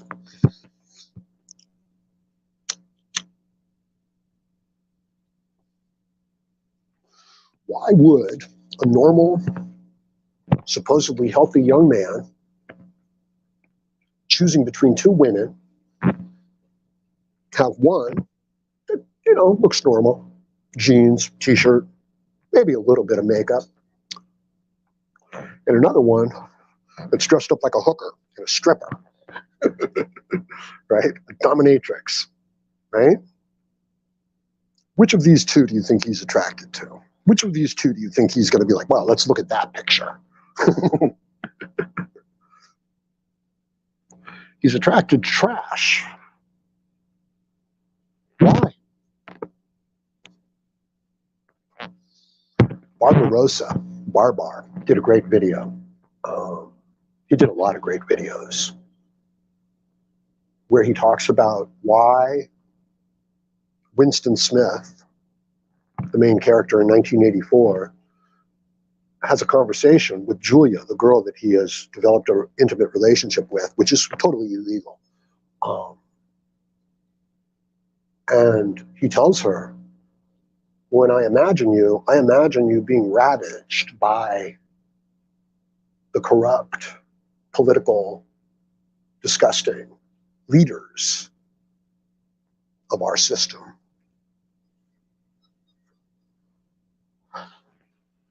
He did not imagine being with a woman who cared about him and sharing his thoughts and sharing intimacy and helping each other, which is, you know, what he was kind of pursuing. No, he thought of her being ravaged by his political overlords.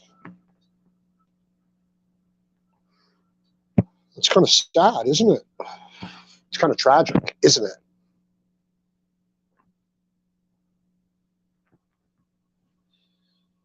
I'm not necessarily here to give you the answer to this question.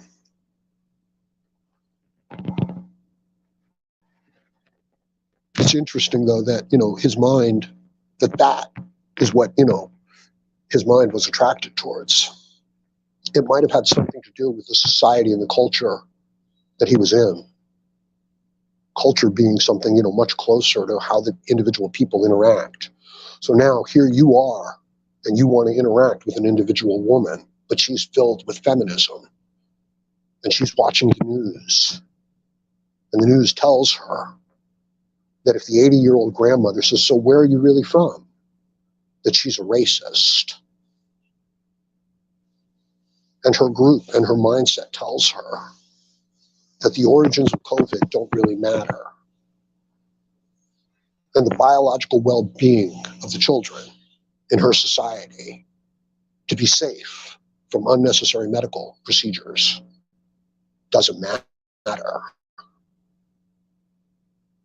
But what matters is that Elon Musk is, a bad man. That's what matters. And the people who run this game, and it's not even like that, they're thrilled. This is the wrestling hold that you just put yourself into, that we put ourselves into, that we allowed to be put upon us, and we don't know how to get out of it. And it lasts a lifetime, and it's a waste of life. It's you never tapping into your potential. It's you never getting to become the man who can earn the things that you need to be happy and prosperous in life. It's all about you compromising and going along with the group to get what you want. Now, this way that I'm talking about, it's going to be very hard and very lonely, but it's the rewarding way. Like I said, I don't think Andrew Tate was given.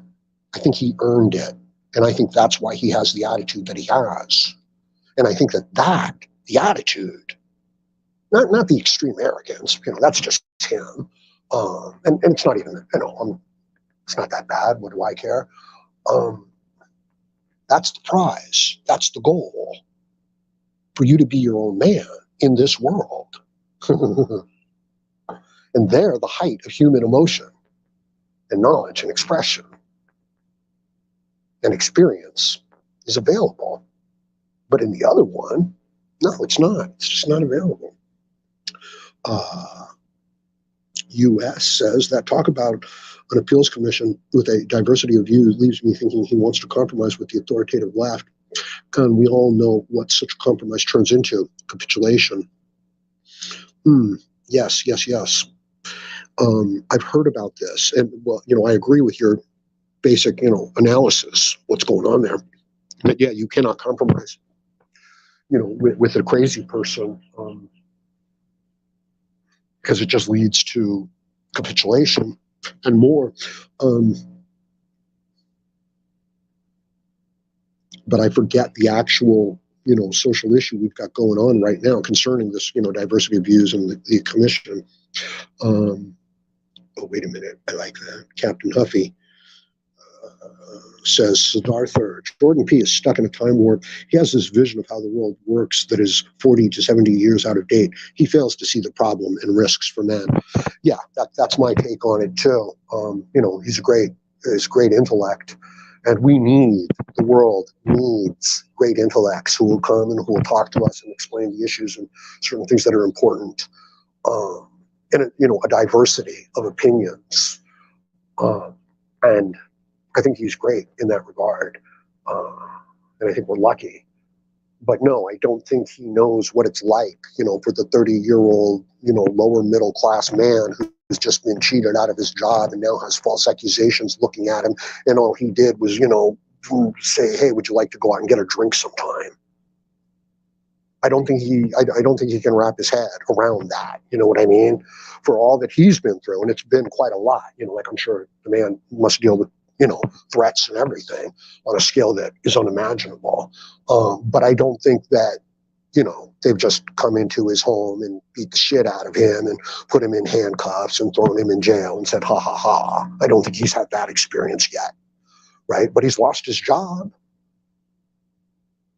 But he had, other things. But that was his doing. I mean, those are his things. It's like, yeah, he had other things. It's not like that. I don't mean it like that. I mean, he did have other things. Good for him. So if he were living in his car, with no money and having to pay thousands of dollars in child support with the police, with the law after him, with the idea that he's, going to be really hard to get even like a warehouse job, and that his family has disowned him, then I think he would have it.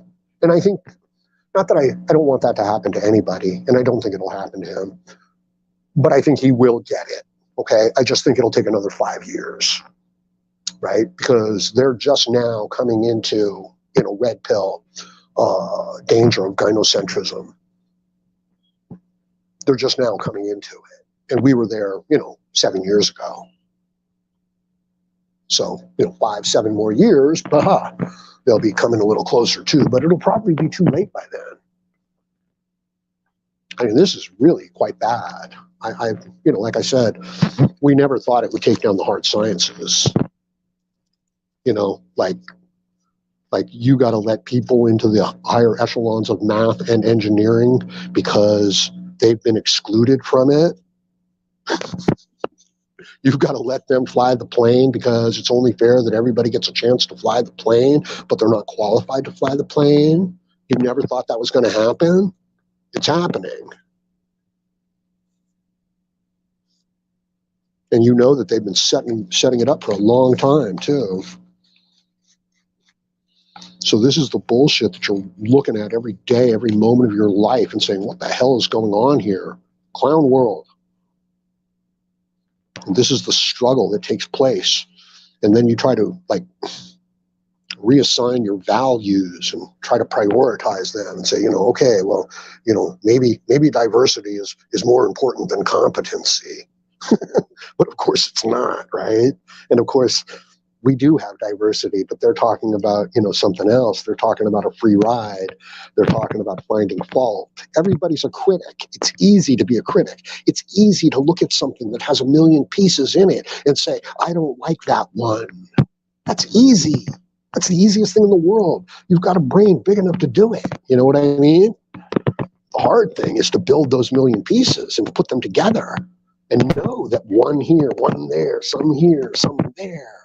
People are going to find fault with it, but to still do it and then to move forward. And now that is a work of art. And that is something that people can look at and they can go, wow, someone built that. That means that someone like me could build it too, or something like it.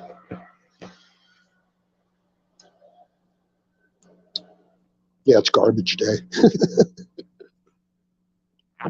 So yeah, I've got a CashApp link in the description of the video because it's the default. Like if I don't put anything, I get this default description in there, which talks about comparing modern women to black widow spiders.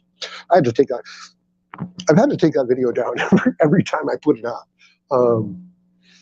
It's just a little too real. You know what I mean? It's just a little too real. Hit the point on the head a little too hard there. But you'd think that that's exactly what we want, right? Like that's what I'm thinking. Howard Dare, that's what I'm thinking. It's like, no, that video got shut down. I even had beautiful video with it too, of black widow spiders, destroying and eating, their prey and shit.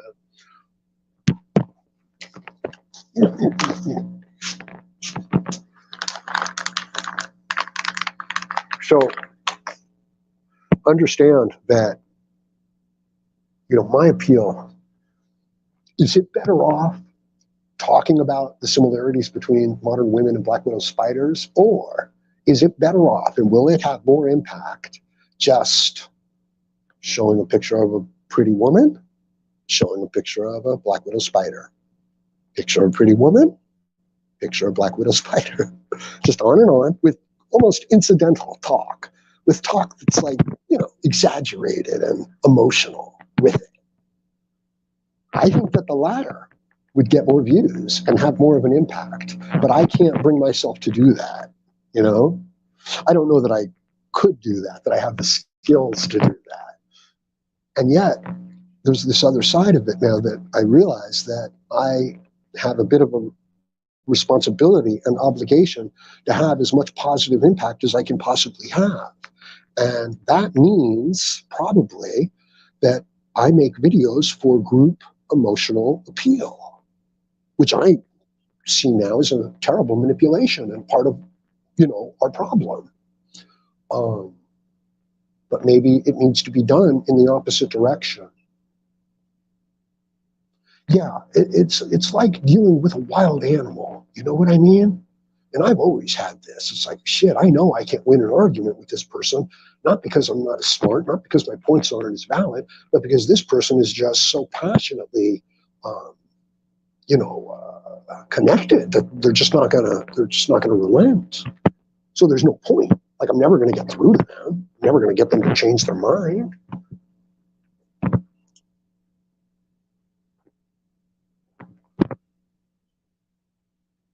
So I think we've got that going on. Yeah, here, let's get this one up there on the screen. Siddhartha. Yeah, I read the Hermann Hesse Siddhartha when I was very young.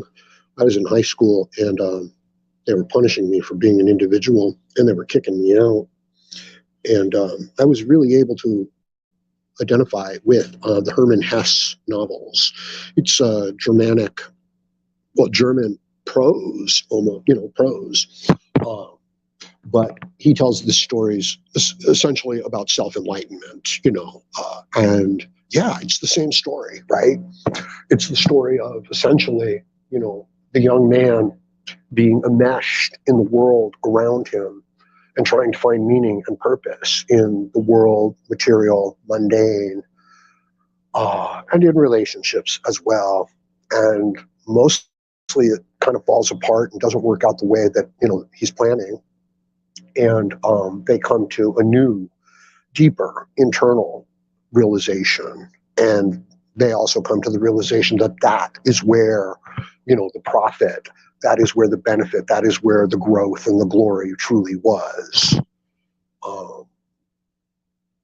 Glass Ludi, the magistrate glass game. It's a story of people who are collecting marbles and power. It's very interesting. And I told you guys I'm currently reading or listening to the audiobook. I have, but I'm going to listen to it again by, it's called Crowds by Gustave Le Bon, written in like the mid-1800s. And that's what I'm talking about a lot here. And I'm looking for the book, Dark PR by Grant Ennis, which seems to categorize the way that corporate, government, high-powered moneyed interests are using the media to really just make their billions of dollars and to basically enslave us. And it's true. All these little social movements, social justice campaigns. No, they're a shifting of the responsibility off of the people who are responsible, your corporate big moneyed interests, your government controlling interests, to individual citizens and people that are just consumers and people. It's like pretending that they're the ones who are responsible. The responsibility lies with you. And it's like, no, it doesn't. You've been fed poison your whole life. You've been fed garbage your whole life. We've made it tasty and sweet and blissful to the tongue your whole life. And it allows you to only operate at about 50%, of your capacity, if even.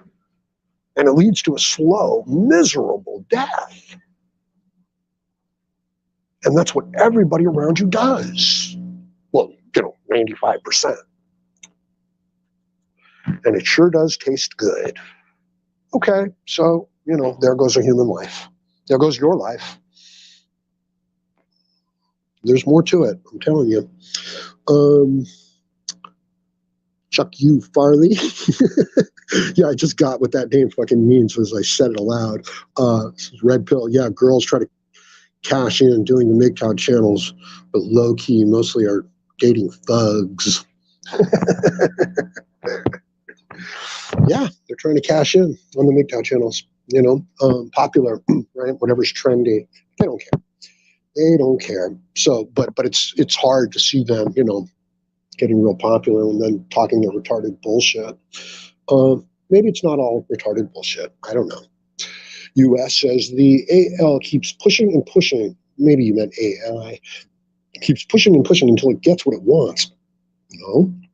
This is its go-to strategy, a natural one for it to pursue, because lefties have no lives of their own to want to devote their time to. That's right. This is why they're dedicating themselves to these social causes. They have no identity. There is no there. There is no substance there. Okay? It's not you might as well just be able to move your hand right through them, like, an image, like a hologram of them. What they are is their credit cards. What they are is the clothes that they wear and the designer labels and the image that they have in the mirror and the things they're going to buy and the places they're going to go and the people who like them. That's all that they are. There's nothing else there. There's not an individual who likes to braid hair down there.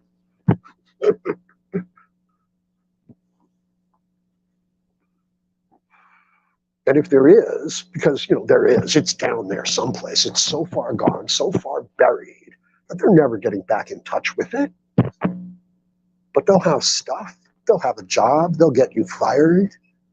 They'll be in the popular group.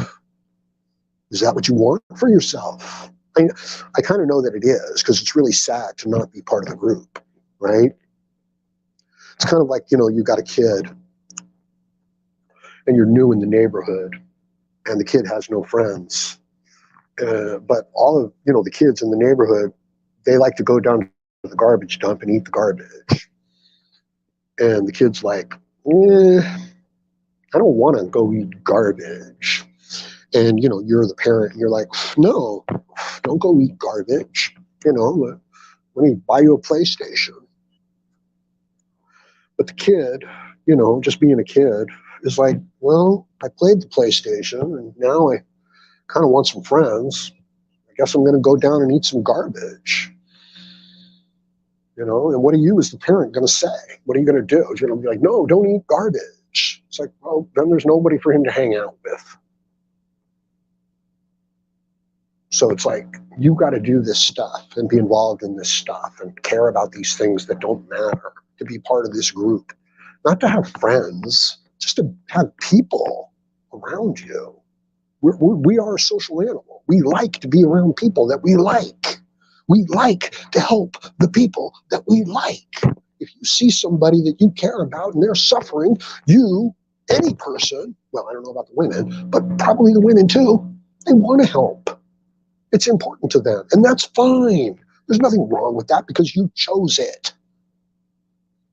But what if it's heaped upon you? What if we're going to take your tax dollars and we're going to go feed these people over on the other side of the world because we have some political agenda over there, and these people, they don't really like you?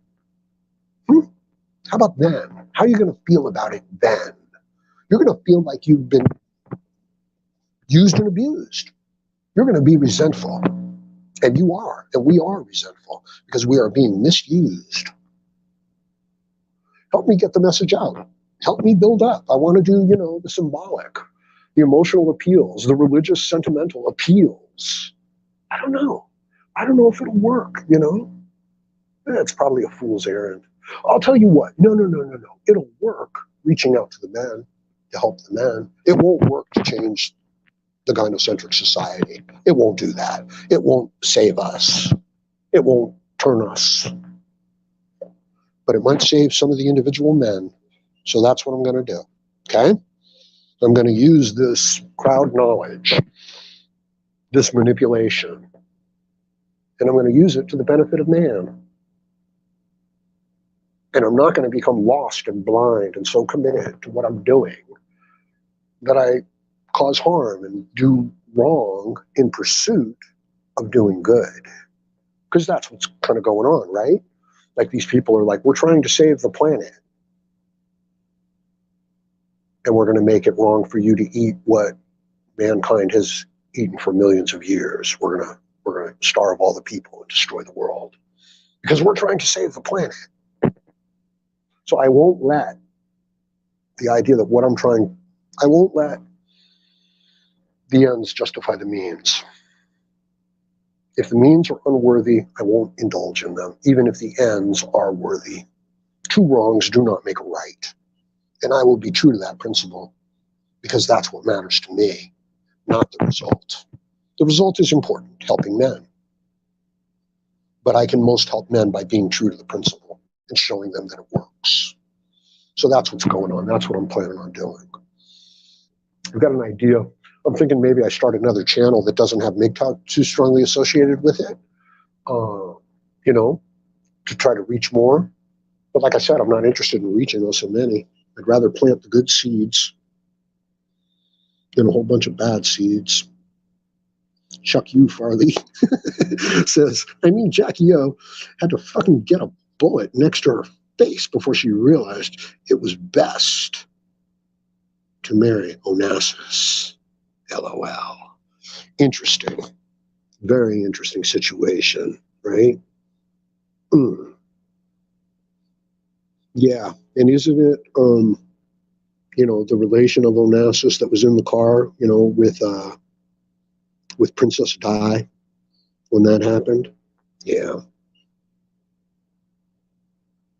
Good morning, Rusty. How's it going, bro? Good to see you. Let's see. Jeffrey says he wants off-planet first to leave us behind, the elect to evolve into space apes. That's great stuff. The original Planet of the Apes movie, it's actually a short story by the same French author who wrote The Bridge Over the River Kwai. Oh, what an interesting situation that one is right there for us in MGTOW, right? They're prisoners of war, British. The Japanese are forcing them to build the bridge over the River Kwai so that they can move supplies. And they do. And they get into it. You know what I mean? Like at first, of course, they don't want to do it, right? And of course, they're getting tortured for, not showing the right attitude. But then their commander is like, no, guys, get into it. Let's do it. Let's build this fucking bridge. And, and it's really almost impossible. They're like, yeah, fuck yeah, let's do it. And they get into it. And sure enough, it helps them. You know what I mean? It gives them something to do, to believe in. But of course, they're helping the enemy, which you cannot do, as a prisoner of war. Your job is to make them spend as many men, as many resources, as much food as possible behind the lines so that it's not available at the front lines. You're not going to help them build a bridge. But they do because they're destitute and it's heartbreaking. But then they blow it up.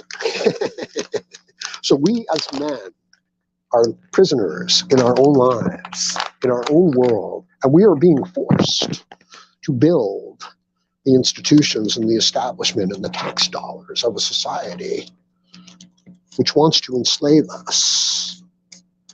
And I guess I'm saying to you, as much as you're full of resentment and frustration and anger, and you just want to turn your back, I'm saying get into it, build it, but build it for you. Build it for yourself. Build it for your future. Build it for your self-efficacy.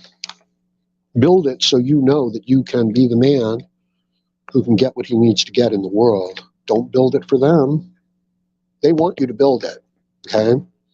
They want you to make a bunch of money and do all this stuff and blah, blah, blah, blah. But you don't want to do it because you don't want to do it for them. But not doing it kills your spirit. So do it. And make sure you don't do it for them. One of the characters in Atlas Shrugged, Ragnar, he's the less spoken of character in the whole thing. But what he does is he becomes a pirate and he robs the government. Okay, he captures the government oil ships and things like that, and then takes the money.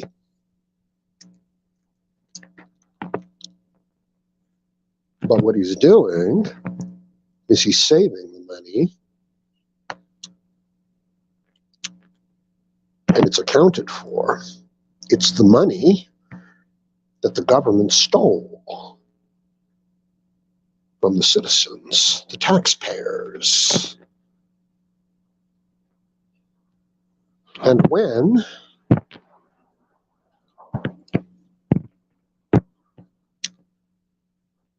the industrialists,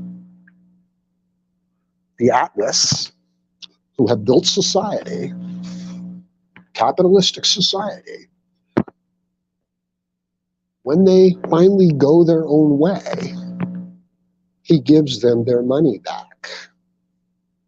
So he's stealing the money that the government stole from the people, holding on to it, and then giving it back to the people when they are awakened.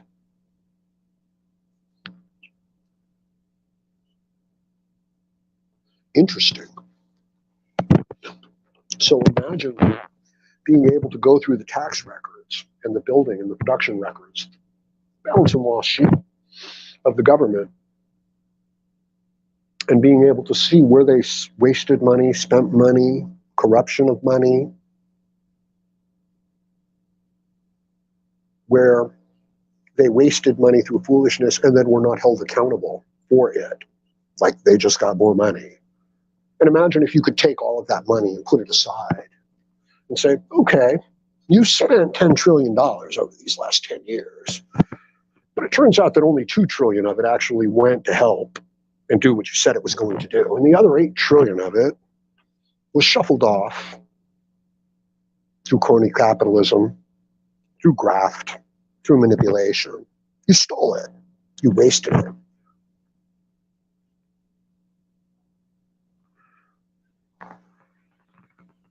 And now I'm going to make sure it goes and does what it was supposed to do. Or I'm going to give it back to the people who you took it from. Again, this is the principled right way to go about things. But we don't do things the right way. We do things the political group way. And you're fighting against that. You're in a world that's set up on a group political system. It determines our culture. But you're an individual. And you interact with individuals. And those people, they are individuals also. And generally, they don't act and feel the way that, this toxic feminine mindset, this leftist, globalistic, ultra-liberal, mindset. Anyway, yeah, it's toxic. And it's generated out of people who don't want to take care of themselves in life, who resent the fact that they were born, and basically who deep down have a death wish and just want to see it all tear down. Because it's not fair. Because they're not the prettiest, and they're not the richest, and they're not the strongest. And they don't get everything they want when they want it. It's unfair.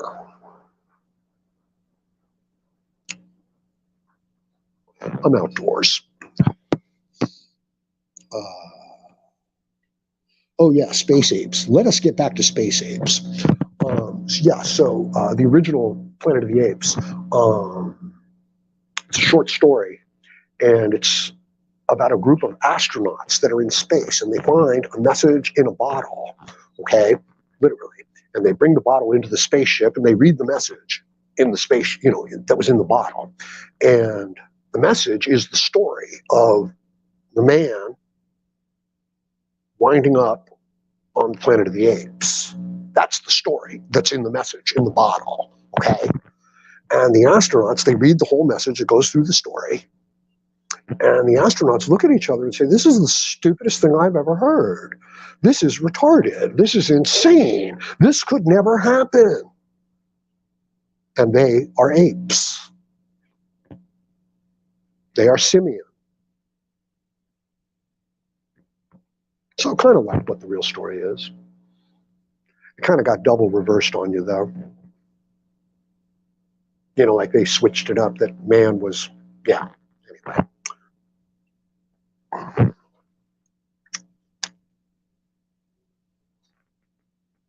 I think The Bridge on the River Kwai might have won Best Picture one year. I mean, it's a great story. Okay. You know what I love to do? I love to play Company of Heroes. I love controlling the armies.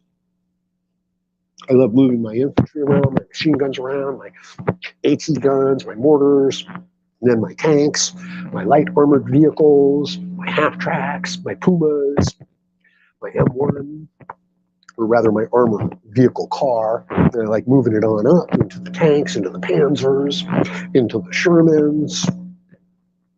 Yeah, what is it? One of the Germans said, a tiger can beat 10 Shermans. Problem is that the Americans always bring 11 of them. Looking forward to Company of Heroes 3. It's looking real good now. It was looking a little spotty there for a while, but now they've redone the user interface and it's looking real sharp. It's got more of a Company of Heroes 1 look to it. I mean, the interface definitely, took a step towards that. And the palette also seems a little more, sandy. They are doing Africa. But no, it's just got, closer palette to Company of Heroes 1. So I enjoy that. Just going through the comment section. Good morning, Primo. How's it going, bro? Well, it's Friday, so we made it through to another week. Chuck U. Farley says, see, I'm just going to keep saying that now all the time, right? They got Trump elected, but then they saw him speaking his mind at the UN and NATO and realized they couldn't control him and freaked the fuck out. Yeah, it's true, isn't it? I mean, that's part of the thing you've got to like about it is the fact that he was not the Republican candidate. Okay, he is not part of the establishment, and the establishment has been screwing us over for a long time. So it feels. So let's try something new. It's Crazy Ivan, right? But in this case, it's a wacky Donald, right? The Americans have pulled a wacky Donald on us. That's right. That's right. Every some years, we will elect somebody that's just going to be like F you to the world. We're taking all of our money back. We're withdrawing all that military support. Pay for your own oil and shit. No more favored nation status. Now you trade with us equally, right? It's like, yeah, every once in a while, it's good to actually get somebody in there who isn't, stuck in the group bullshit. But as I said earlier, the attacks that are going to come at him, they're going to backfire. Right? Because they're not attacks. They're just propaganda bullshit for the group. And, it's designed to get the group all worked up and fired up and emotional. And he'll just work the other side of it. Okay? Which is essentially what we as MGTOW should also be doing it. We're being played. The men are being played for political, financial resources and advantage and sympathy. Okay? Stop taking it personally. And let's just play the game back. That's all. We're not going to fix it. It's not going to get better, but we're going to get stronger. Fair enough? Good deal? Good medicine? Right? This is pretty much the truth of the situation. I'm not bullshitting you. We're not sitting here looking at a video of a girl dancing around and saying she wants to marry a billionaire. And then we're making fun of her. I don't need to do that. Anyway, I don't need to fucking drone on either about this intellectual bullshit either. Yeah, so I'm reading the comments, but I'm not putting them up on screen. What the hell? Yeah, sorry about that, Chuck U. Farley. I'm putting it up there. I'm hitting it. So if you guys are in a position, go ahead and click on the CashApp donation link. Help out the Howard Dare channel. I need to buy some razors. Eric Zombro says, always remember, Pelosi and her husband had net worth of 78K when she was elected. They're worth $231 million together now and own a vineyard. Exactly. So when they say, investigating Trump for documents that he might have at Mar-a-Lago, he says, you started out with 78K. Now you have 231 million. We're going to make that illegal for you to profit off of your political service to your country. Because he doesn't need the money. He doesn't need any of the money that he garnered through politics, does he? And isn't that a nice deal? Put a politician in there who doesn't need the money. Wow, that's pretty smart. Now let's get that comment up on the screen. Why aren't my comments showing up on the screens, people? Sorry. Trying to scroll on down to get my comments. The Trilateral Commission, Chuck U. Farley says, the Trilateral Commission and the Council on Foreign Affairs call the shots. Really, when you look at it, press is just a figurehead. Well, press is their spokesperson. Yeah, it's a figurehead, but they have their own power and they're working in collusion. Okay, see, separation of powers is a wonderful thing, because it preempts this conflict of interests. Okay, propaganda in and of itself is not a bad thing. It's just communication.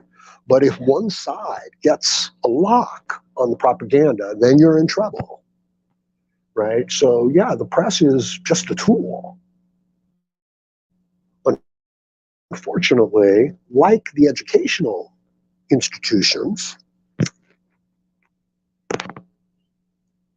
they have been invaded and permeated with this postmodern mindset, which is generated in consumer culture, modernity, people who are resentful, breaking the people into their groups through identity politics, building on their resentment, turning them against each other. And welcome to hell. Welcome to your life. Welcome to human life, which is just a bunch of groups hating a bunch of groups, and you happen to be in one of those groups. And it just so happens that you're in the group that built all of it and whose principles